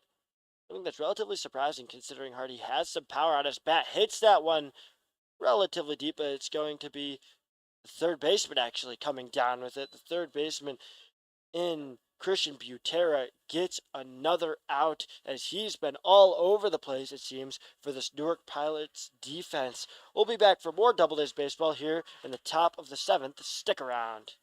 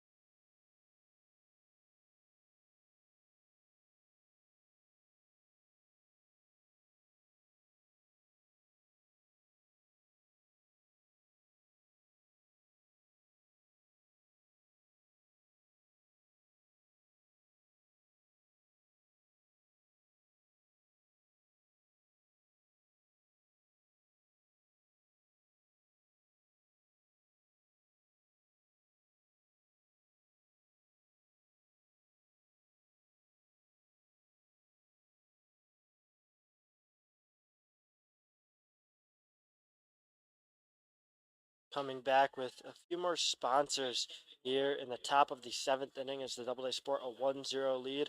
Want to shout out MCOM, Fastenal, Grimsley Agency, the HOA, as Hematology Oncology Association, as it's their night tonight, as well as Hershey's Ice Cream, Hoffman Sausage, and Honey To-Do List, as well as, Honey Do List, as well as Jacob's Press. As we're back here on the top of the 7th, it's still Ryan Landari on the mound after he had a brilliant start to his day there in the 6th. Struck out his first batter, forced his second batter to ground out, and then forced a line out from Cooper Loyal. Took down the Pilots in just 8 pitches. In just 11 pitches. That first pitch going to be fouled off. And a swing and a miss there. We already saw Landari bring Anthony Hector to his knees, now getting Parker Zeisser to swing out of his shoes. That pitch misses just a tad, 1-2 count.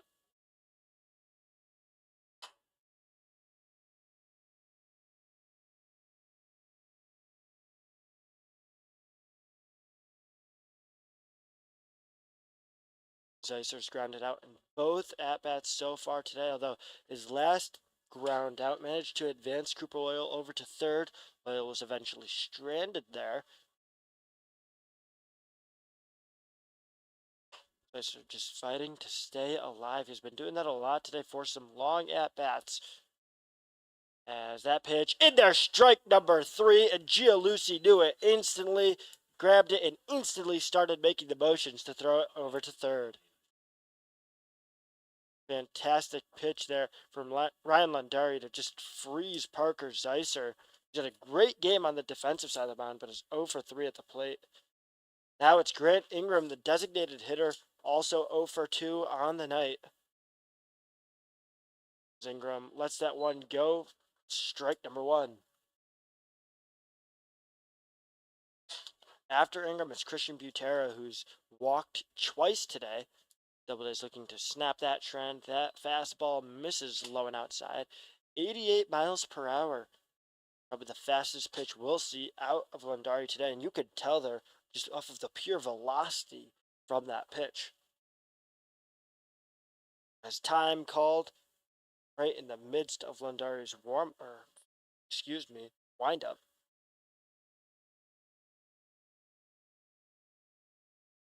A very last second timeout call there. As Landari throws it in and catches the batter in Ingram swinging. And now it's a 1-2 count, the second straight count we've seen. Zeisser now against Ingram.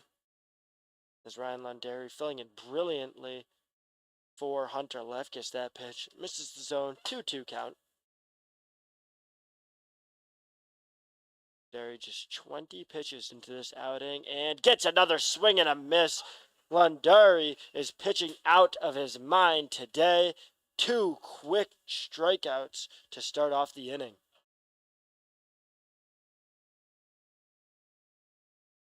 And now it's Christian Butera, the batter who has given the Doubledays plenty of trouble today. Walked at his first at-bat, walked in his second, trying to make it 3 straight or get the Pilots' second hit of the day. That first pitch misses, 1-0 count.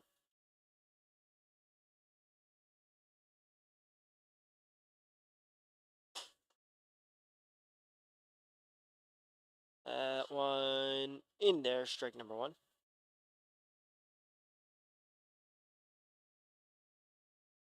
1 ball, 1 strike. Butera has also been brilliant on the defensive end, where he's made several impressive plays over at third base. Chops at that one, going to be a foul ball as Hardy tries to get over to it, but that's well into the bullpen of the Pilots. Another 1-2 count, 3 consecutive batters that we've seen Landari work this count against. The past 2 times he's gotten strikeouts, 1 looking, 1 swinging. This one he'll leave outside. 2 balls, 2 strikes.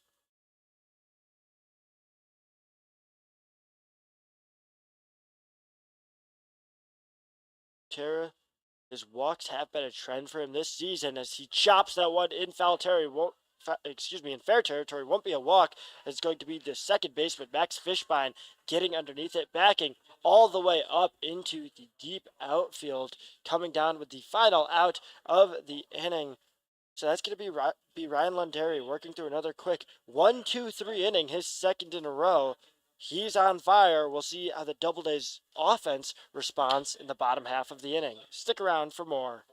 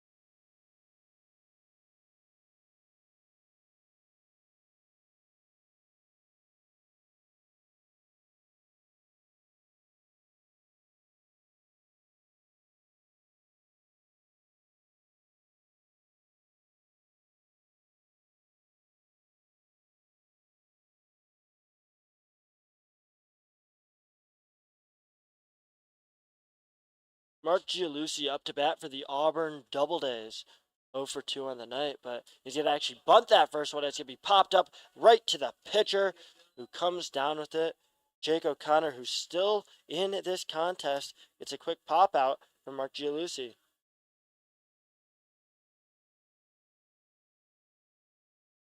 First pitch, Gialucci tries to lay down a bunt and it backfires on him. Now it's Anthony DeCesare stepping up. He had an absolute rope of a double in his last time up. Swing early on the pitch from O'Connor, and he jumps all over it again. This one will land short of the left fielder in Paletto, and that's a quick single there from Anthony DeCesare. Seems like when the Doubledays have been catching O'Connor, it's been early, and that might be because of O'Connor's lack of top end velocity. And that hit from DeCesare seems to be the end of the night for Jake O'Connor, who finishes giving up 4 hits on the night, just 1 run while striking out 3. We'll have more information on who his replacement is when we're back here after a quick word from our sponsors.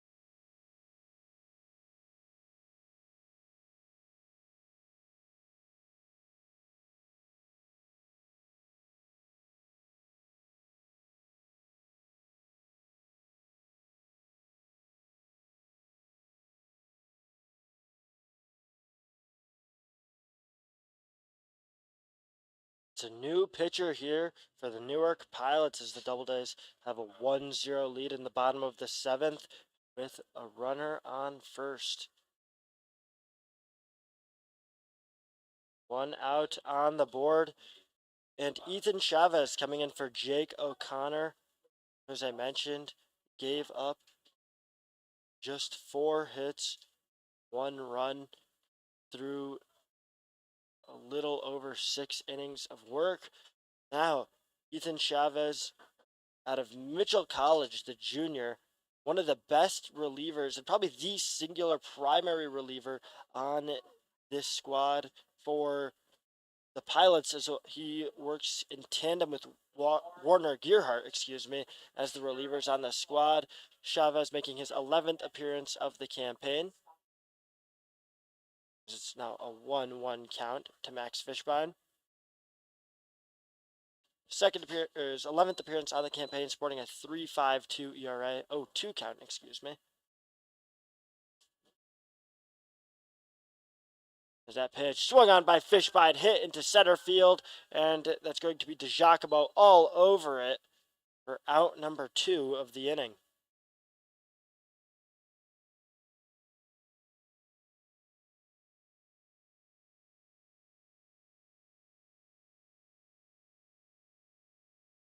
Now Adam Sullivan stepping up to the plate. Sullivan forced a walk his first time around, ended up getting all the way around thanks to a single from Charlie Wortham after a steal from Sullivan. The only run scored so far this game.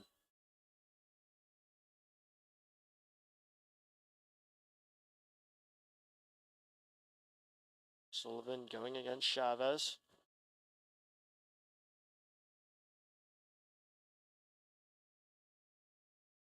And can't catch a piece of that swing right there.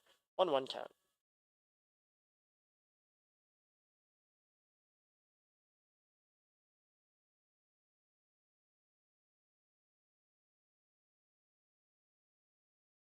Pitch comes in. Sullivan goes after it, hits it over to the second baseman Hector, tossing it to Wagner for the final out of the inning. Chavez takes care of the Doubledays with ease, takes down both Fishbein and Sullivan.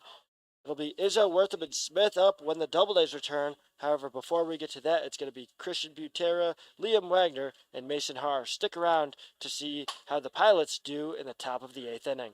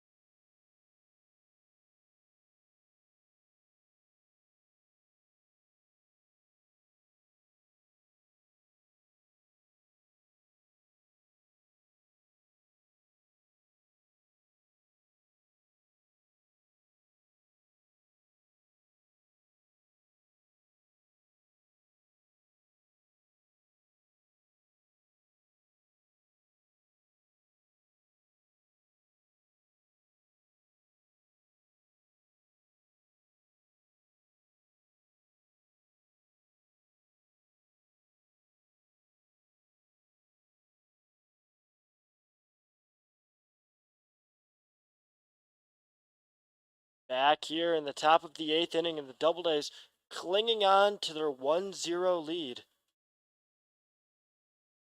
It's Liam Wagner up to bat for the Newark Pilots after Christian Butera got sat down in the top of the 7th, popped out to end the inning. Wagner on the night 0 for 2. 2 relatively deep flyouts are something that the Doubledays do need to keep an eye on. Can't let him finally get a ride on the ball and get that extra base hit that he's been searching for all season.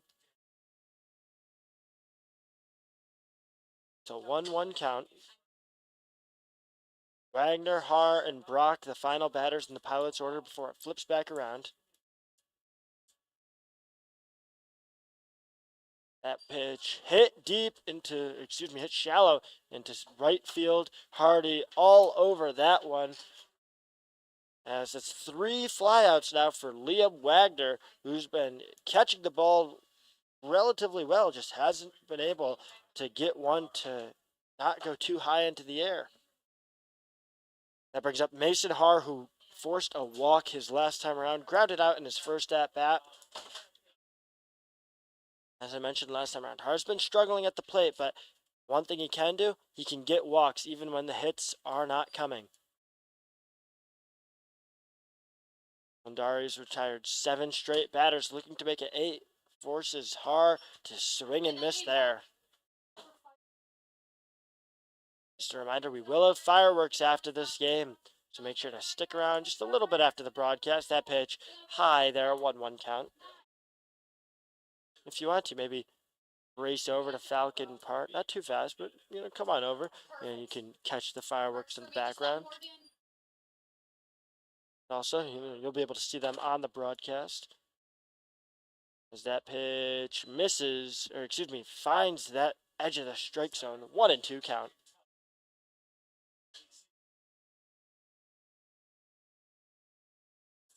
Lundari, 32 pitches in, an impressive 20 strikes. That one grounded over to first base. And that's going to be Izzo all over it. Not going to even have to toss it back to the pitcher Lundari. He's just going to take it himself. The unassisted put out there. That'll bring up Evan Brock with 2 outs on the board. Brock 0 for 1 with a walk on the night.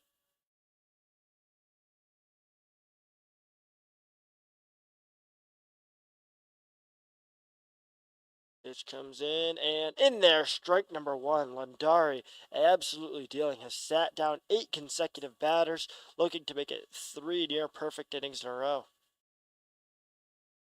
And another pitch, this one right on the edge there. Ends up catching it. 0-2 and grounded over to Sullivan. Sullivan tosses it over, needs some speed on that one, and gets there in time. Great frozen rope throw from Adam Sullivan over to Nick Izzo to give Lundari his 3rd straight 1-2-3 inning. Lundari on fire. The Pilots can't seem to do much. The Doubledays will be back up on offense when we're back here in the bottom of the 8th inning.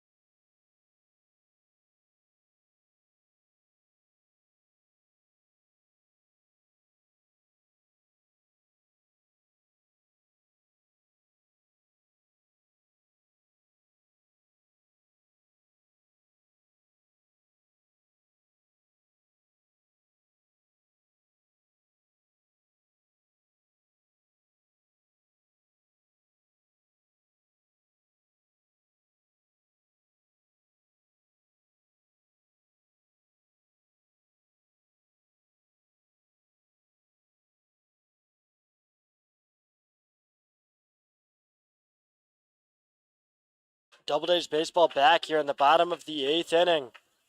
And it's a big one. As the Doubledays will have Nick Izzo stepping up to bat. Izzo lets that pitch go. Izzo will be followed up by Charlie Wortham and Brendan Smith. Wortham 2 for 2 on the night with 2 singles. The Doubledays faithful will certainly be excited to see how he does, as Izzo not happy after that pitch at all. He'll take his base. He was clipped by that one. And a mistake there from Ethan Chavez, the first he's made all night.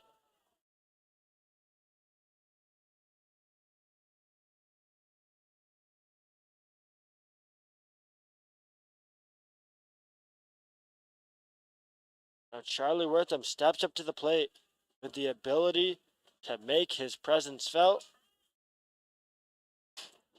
He already has an RBI single, as well as another non-RBI single that he had in the first inning. With Izzo at first, we'll see how he approaches this at-bat. 0-1 count. Let that first one go for strike number one. Izzo on the campaign, just one stolen base. Can't imagine he's going frozen rope over to third. And the throw wild. Great catch there from the third baseman in Butera. But a wild throw is going to let Izzo get all the way over to third base. If you missed any of that play, what happened was a fantastic hit from Charlie Wortham that we saw a shoelaces grab from Christian Butera, but Butera tried to throw it over to first to nab an unsuspecting Nick Izzo, and in the process of doing so, threw it wild, and Izzo managed to get all the way back over to third.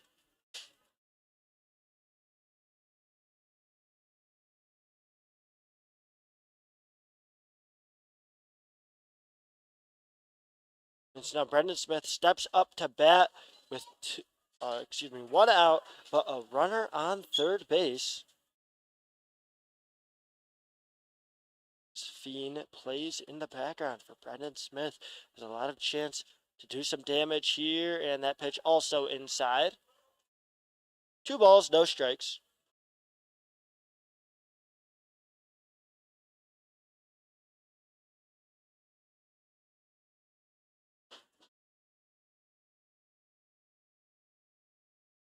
And that pitch in there, strike number one.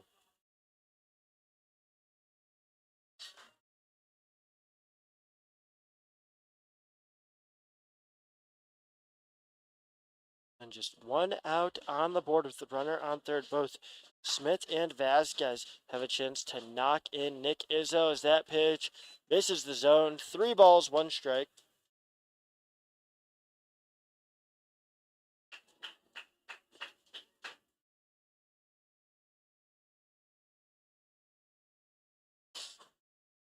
A ball away from getting runners on the corners, and it will. Smith will advance over to first, putting runners on both first and third. With just 1 out, Alex Vasquez stepping up to bat.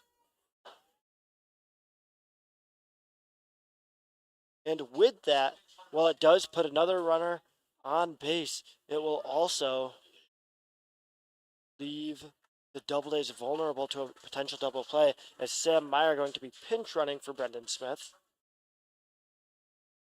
Meyer leads the Doubledays in stolen bases on the campaign with 14. Almost certainly going to be taking off for second here. However, the Doubledays do have to keep an eye on catcher Parker Zeiser's rocket of an arm. He's already thrown out 1 Doubledays base runner this game. Still just 1 out on the board. The Doubledays looking to expand on their 1-0 lead prior, and Meyer going to go immediately. Gets there without a throw from Zeiser. Zeiser doing the smart, mature thing and just holding on to it.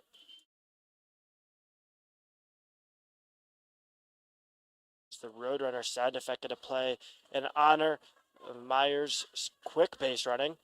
Runners on second and third, both in scoring position, with Alex Vasquez up to bat. 0 for 1 on the night. Lets that one go.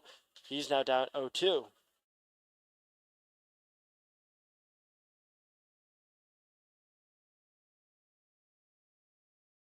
He did pull off a walk in his first at-bat. Hasn't been able to do much since then. On the campaign, batting just .222, but a .377 on-base percentage. Considerably better. There's that one grounded, and it gets past both of the infielders for the Pilots, and that'll score at least 1 run, and it will score a second as the tag there from the catcher Zeiser misses the back of Sam Meyer, and a 2 RBI single there from Alex Vasquez showing up when called upon.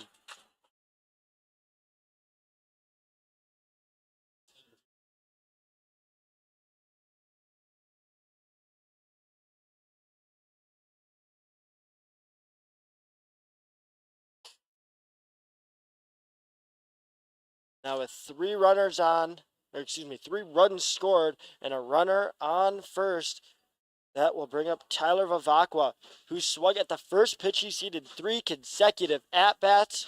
Will he do it for a 4th? And he does! This one going to be hit into the outfield, and it drops short of the center fielder, and the throw does not get there in time. A base hit as DiGiacomo let it drop. It's probably a smart play by DiGiacomo, who didn't really have a great chance at getting it and was almost definitely going to get out a hesitating Alex Vasquez if the throw was accurate. But the throw from DiGiacomo over to Loyal was just a miscommunication, a weird bounce. And now the Doubledays have runners on both first and second after a blooper single from Tyler Vavakwa.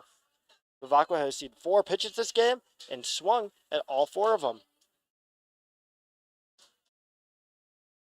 Runners on first and second. Hardy goes after that one. Can't catch a piece.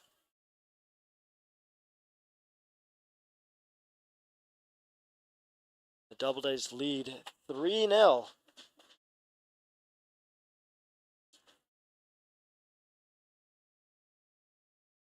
It's a 0-1 count to Bobby Hardy.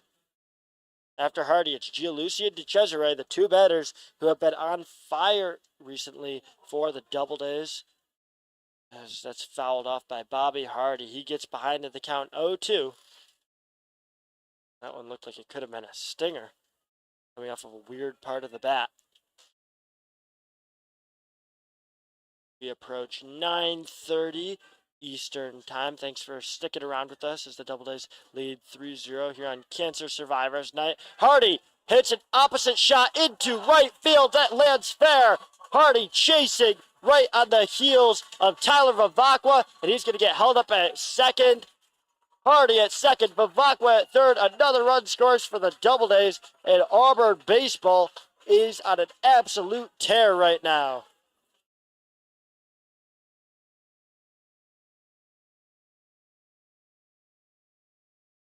Now it brings up Mark Gianluca after 3 consecutive hits from the Auburn Doubledays that have got their lead up to 4-0. Mark Gianluca 0 for 3 on the day.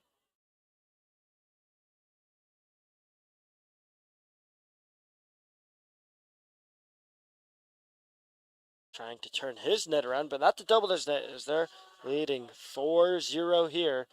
Reminder, there will be fireworks after the game, so make sure to stick around for that.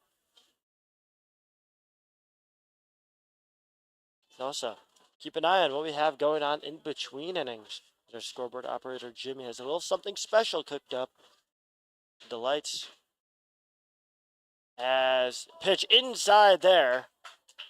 Gianluca lets that go. And Chavez 23 pitches and started off on fire, but since then, giving up 3 runs this inning. Pitch comes in. Gianluca catches a piece of it. That's going to drop just shy of the right fielder in Mason Haar. And another run will score for the Auburn Doubledays. Tyler Vavakwa prances on into home. And Hardy will advance over to third. That will make it a 5-0 ball game in favor of the Doubledays. This is quickly getting away from Ethan Chavez and the Newark Pilots. Runners on the corners. With still just 1 out. It's been a fantastic rally for the Doubledays, who have put together 4 consecutive hits off of relief pitcher Ethan Chavez, who's one of the best relievers that the Pilots have to offer. I'd actually say that one of the Pilots' strengths this season has been the relief pitching. As I mentioned, between Warner Gearhart and Ethan Chavez, the steal attempt is going to carry him into the outfield. Great steal attempt there from Gianluca, draws a throw from Zeisser, and that wild throw is going to advance Bobby Hardy home and bring Mark Gianluca all the way to third base.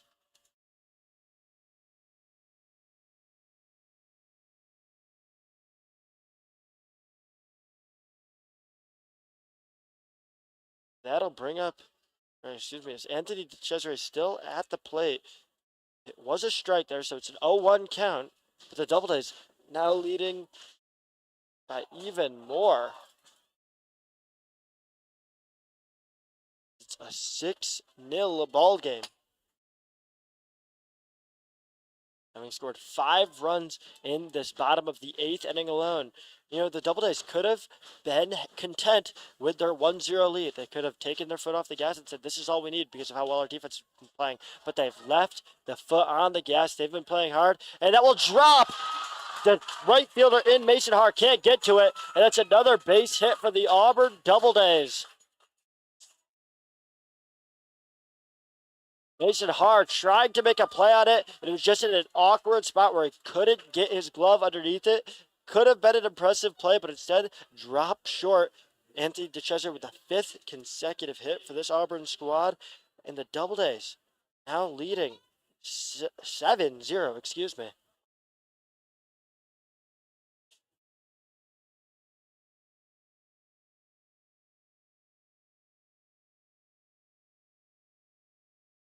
And that's going to be Max Fishbein swinging at that one. Can't stop himself. 0-1 count.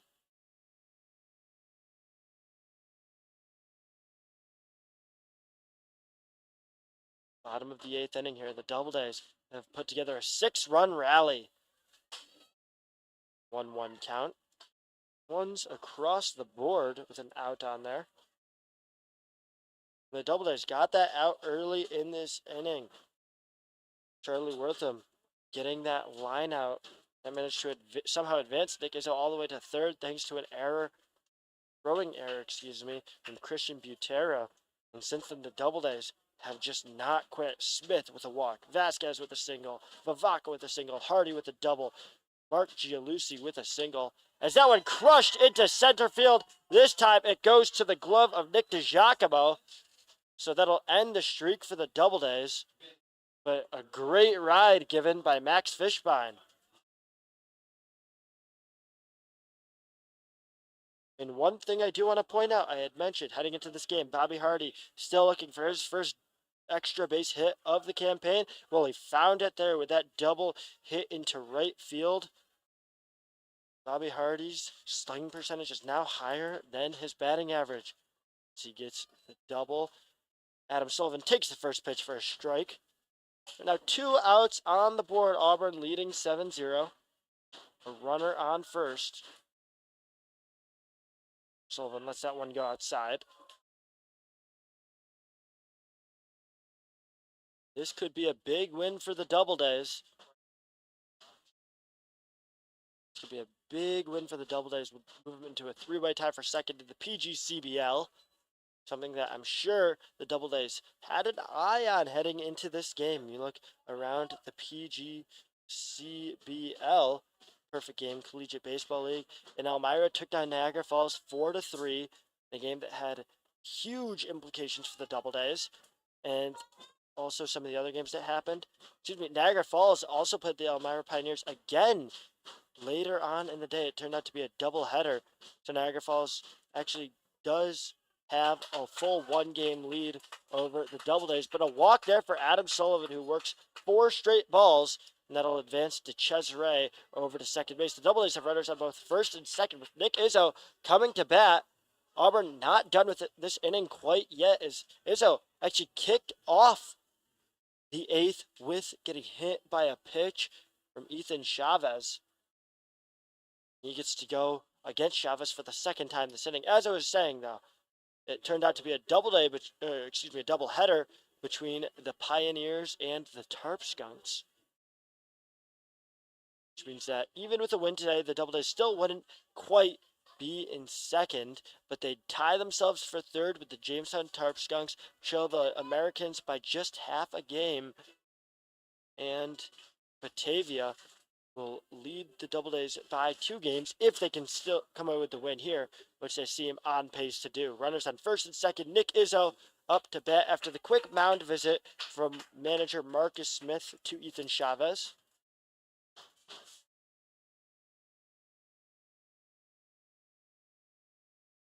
As a swing and a foul ball there from Nick Izzo falls behind the count 0-1. So we're a little over 2.5 hours into this contest. Thanks for sticking around with us.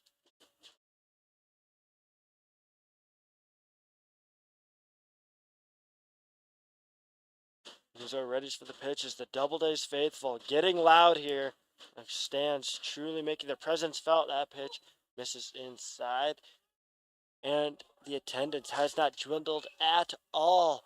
Everyone excited for both the end of this contest and the fireworks show that will be ensuing following the final pitch in this game. Pitch from Chavez forces Izzo to swing and miss. He's now down 1-2 with 2 outs on the board. Izzo started this rally trying to keep it alive. The 11th batter that Chavez has faced this inning. Pitch in there, and he will stay alive. Fouls that off. Can't even up the count, however, still 1 ball, 2 strikes.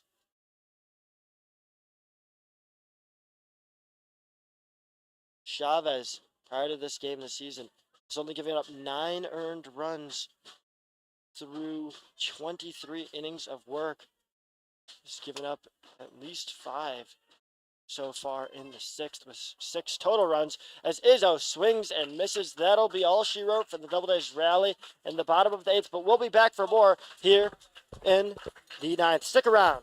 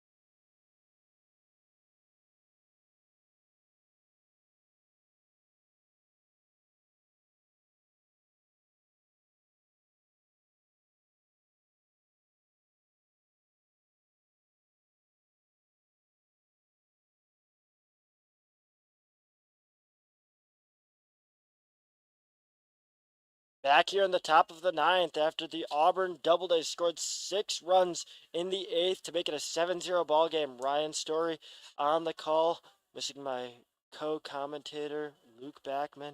He'll be back tomorrow. It's that first pitch from Ryan Landari misses low. Landari has been on an absolute tear. 3 perfect innings so far, coming in for relief of Hunter Lefkis. The Doubledays look to get a shutout here on Cancer Survivors Night. Thanks to HOA. Want to give them a huge shout out. The 5th annual HOA Cancer Care Celebration. That will be bookended with a fireworks show at the end of the game, so make sure to stick around for that. In between innings, I don't know if you noticed it, but the lights got a little bit dimmer here at Falcon Park. That's because Narco was playing. The crowd was going wild. It's Ryan Landari ready for his final inning of work, and that's a 2-2 count to Nick DiGiacomo. It's the top of the Pilots order up. DiGiacomo 0 for 3 on the night with 2 strikeouts. Trying to avoid his third as Landari narrowly misses just a tad high there. It's a full count, 3 balls, 2 strikes, 0 outs on the board.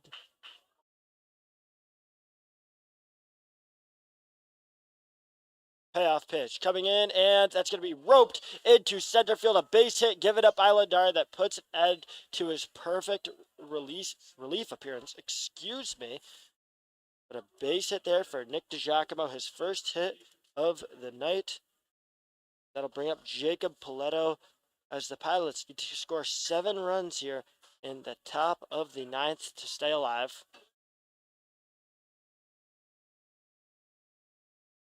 Paletto, 2 consecutive strikeouts after getting hit by a pitch in his first at-bat. First pitch taken for strike number 1. Dari hitting 85 miles per hour on that fastball. I'd say that's about what his average fastball is. Can average around 85 to 86. Can get up to 88 as we've seen so far this game. 1-1 count against Jacob Paletto. Paletto, the switch hitter, seen 2 righties today, so he's stuck on that right batter's box.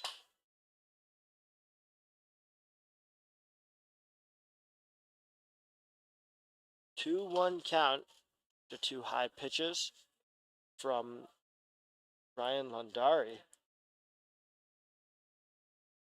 As I mentioned, Lundari's been brilliant trying to keep the shutout for the Doubledays going. That one grounded foul right. Brings up a 2-ball, 2-strike count. Lundari looking for yet another punch-out here in this contest.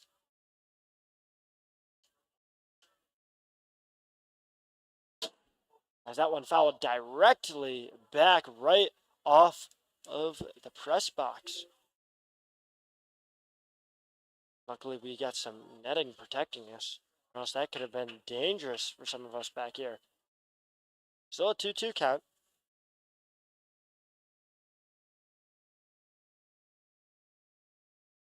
Already seen 4 strikeouts thrown from Lundari, but that's going to be another base hit. His second in a row given up as it sneaks right past both Lundari and the second baseman in Fishbine.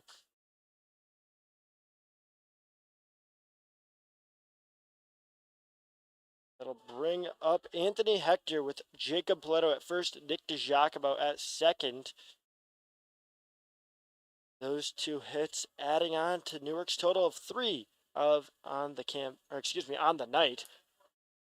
Only 1 hit given up by Hunter Lefkis. Those 2 the only ones given up by Lundari. As that'll cue Mike Gialusi to go talk to Lundari. 2 veterans there. They know what they're doing. They know how to bounce back from a slightly sticky situation. 2 runners on, no outs. And the 2 best batters on this Newark Pilot squad stepping up to the plate, Anthony Hector and Cooper Loyal. Just 1 hit combined between the 2, a double by Loyal in his second time around. But it doesn't appear that the Doubledays are two-faced. Matt Petrosi hasn't even used his first mound visit over to Lundari yet. And we know that if Petrosi was concerned, he'd go and use it. He's someone who's quick to pull the trigger on that. If he's not going, that means he has full belief that Lundari can get out of a slight jam. A pitch high there misses to Hector.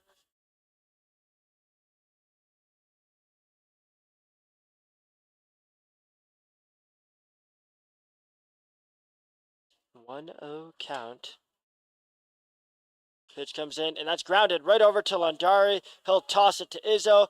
And does it get there in time? It does get there for the first out of the inning, just barely getting there in time, enough to where Izzo had to kind of look over at the field umpire with puppy dog eyes saying, did I get the out? Umpire rules that he did. However, it will advance both Paletto and DiGiacomo a base further. The Pilots have 2 runners in scoring position.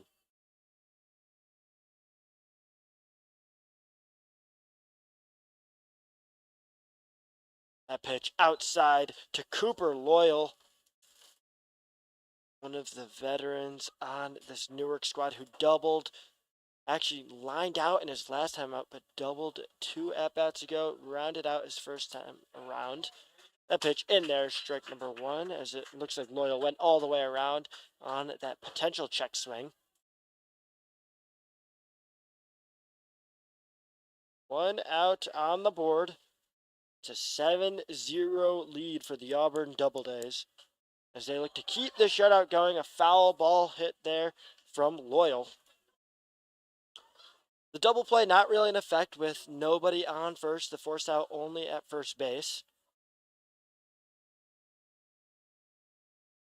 And this situation could have been a lot more dicey had the Doubledays not put on 6 runs there in the 8th inning.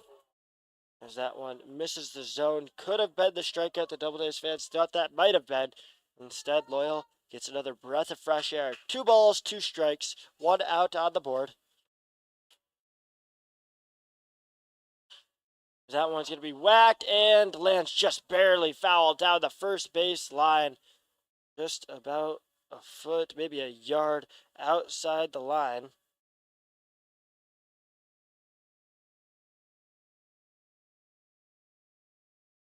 Now it's a 2-2 count, 1 out on the board.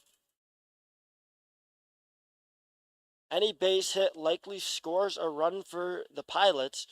It snapped the Doubledays' fantastic scoreless streak, and it looks like the Pilots will score a run as Fishbein going to make the smart play. Not going to go for glory, just going to throw it over to Izzo as Nick DiGiacomo scores at first. Paletto advances to third. Mondari gives up a run. It's a 7-1 ball game. But the Doubledays are now out closer to getting out of this with a win. They lead 7-1 as there's a big swing and a miss from Parker Zeisser, who seems like every at-bat, he's had a big chop at it. Can't catch a piece there.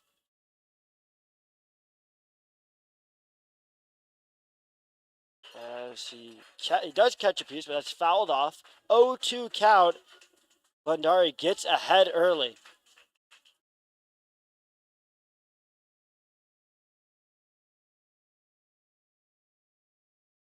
Two outs on the board. 0-2 pitch comes in and misses way outside. That wasn't even close to the zone. 87 miles per hour there. Lunderi really putting the heat on whenever he's tried to ramp up to those high 87, 88 mile per hour pitches. Looks like he's missed low and outside. This comes around at it a tad too much. That one will catch the zone. 87 miles per hour, just blazing it right past Parker Zeisser for the final out of this contest. The Doubledays win 7-1 over the Newark Pilots in what was a fantastic game for the Doubledays from start to finish. Look at how it started. The Doubledays couldn't seem to get anything on the board at first. It was a slow start for them offensively, not scoring through the first 4 innings. However, starting pitcher Hunter Lefkis holding it down for them defensively, in addition to the rest of the defense, which finished the night with 0 errors, and a very impressive number of 0 errors. Finally, the Doubledays got the board first in the bottom of the 5th inning, where they saw Adam Sullivan get on base with via a walk, and then Charlie Wortham knock him home with an RBI single. The Doubledays could have taken their foot off the gas there, but they didn't, as I've already mentioned. 6 runs scored in the 8th inning, starting off with a Nick Izzo hit by a pitch, and then the Doubledays later on in that inning having Vasquez, Vivacqua, Hardy, Gialusi, and DeCesare all get consecutive base hits en route to a 6-run rally that saw Nick Izzo bat twice.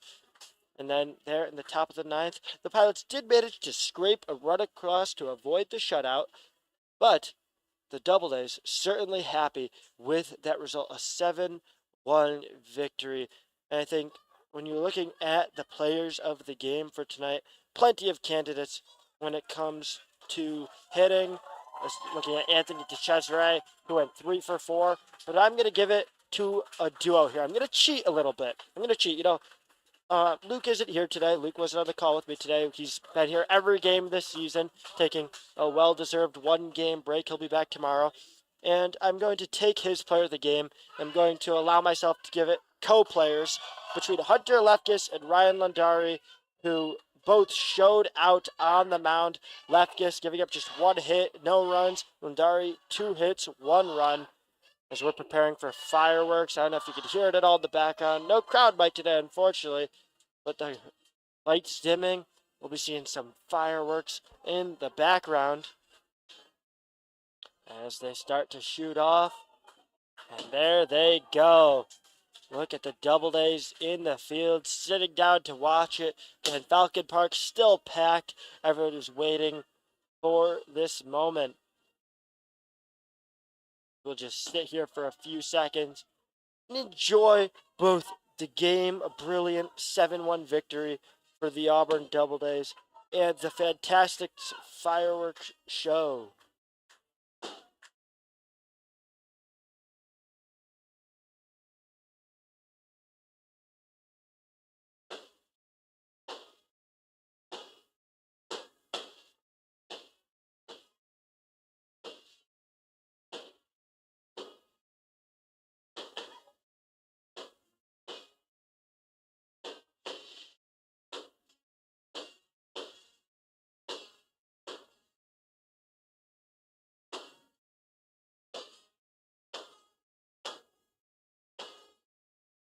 And with the fireworks still commencing, just wanted to go over this game a little bit more. On behalf of the Auburn Doubledays, a fantastic win, and one that really signifies a rejuvenation of this team through the latter end of this season. We saw the Doubledays slip a little bit towards the middle of the campaign, but since that little slump, they've been on fire. And now 18-10-5, they'll be just a half a game back of the Niagara Falls Americans, and now tied with the Jamestown Tarp Skunks for third place in the Western Division of the PGCBL, sitting just 2 games out of first place in the West, with Batavia in that one spot with their 21-9-1 record. Doubledays 18-10-5 on the campaign, and a lot more on the schedule for the Doubledays. And tomorrow, Auburn bounces right back with a home matchup. They'll be home against Ottawa, a team that isn't in the PGCBL. We've got some non-conference matchups for you, as the fireworks show is still going strong. So make sure to tune in there at 5:30 p.m. Or excuse me, I believe that's at 5 p.m. So we'll be back here at Falcon Park. I'm Ryan Story. Luke Backman will be on the call tomorrow. Stay classy, Auburn, and have a good one. Stick around to continue watching the fireworks show.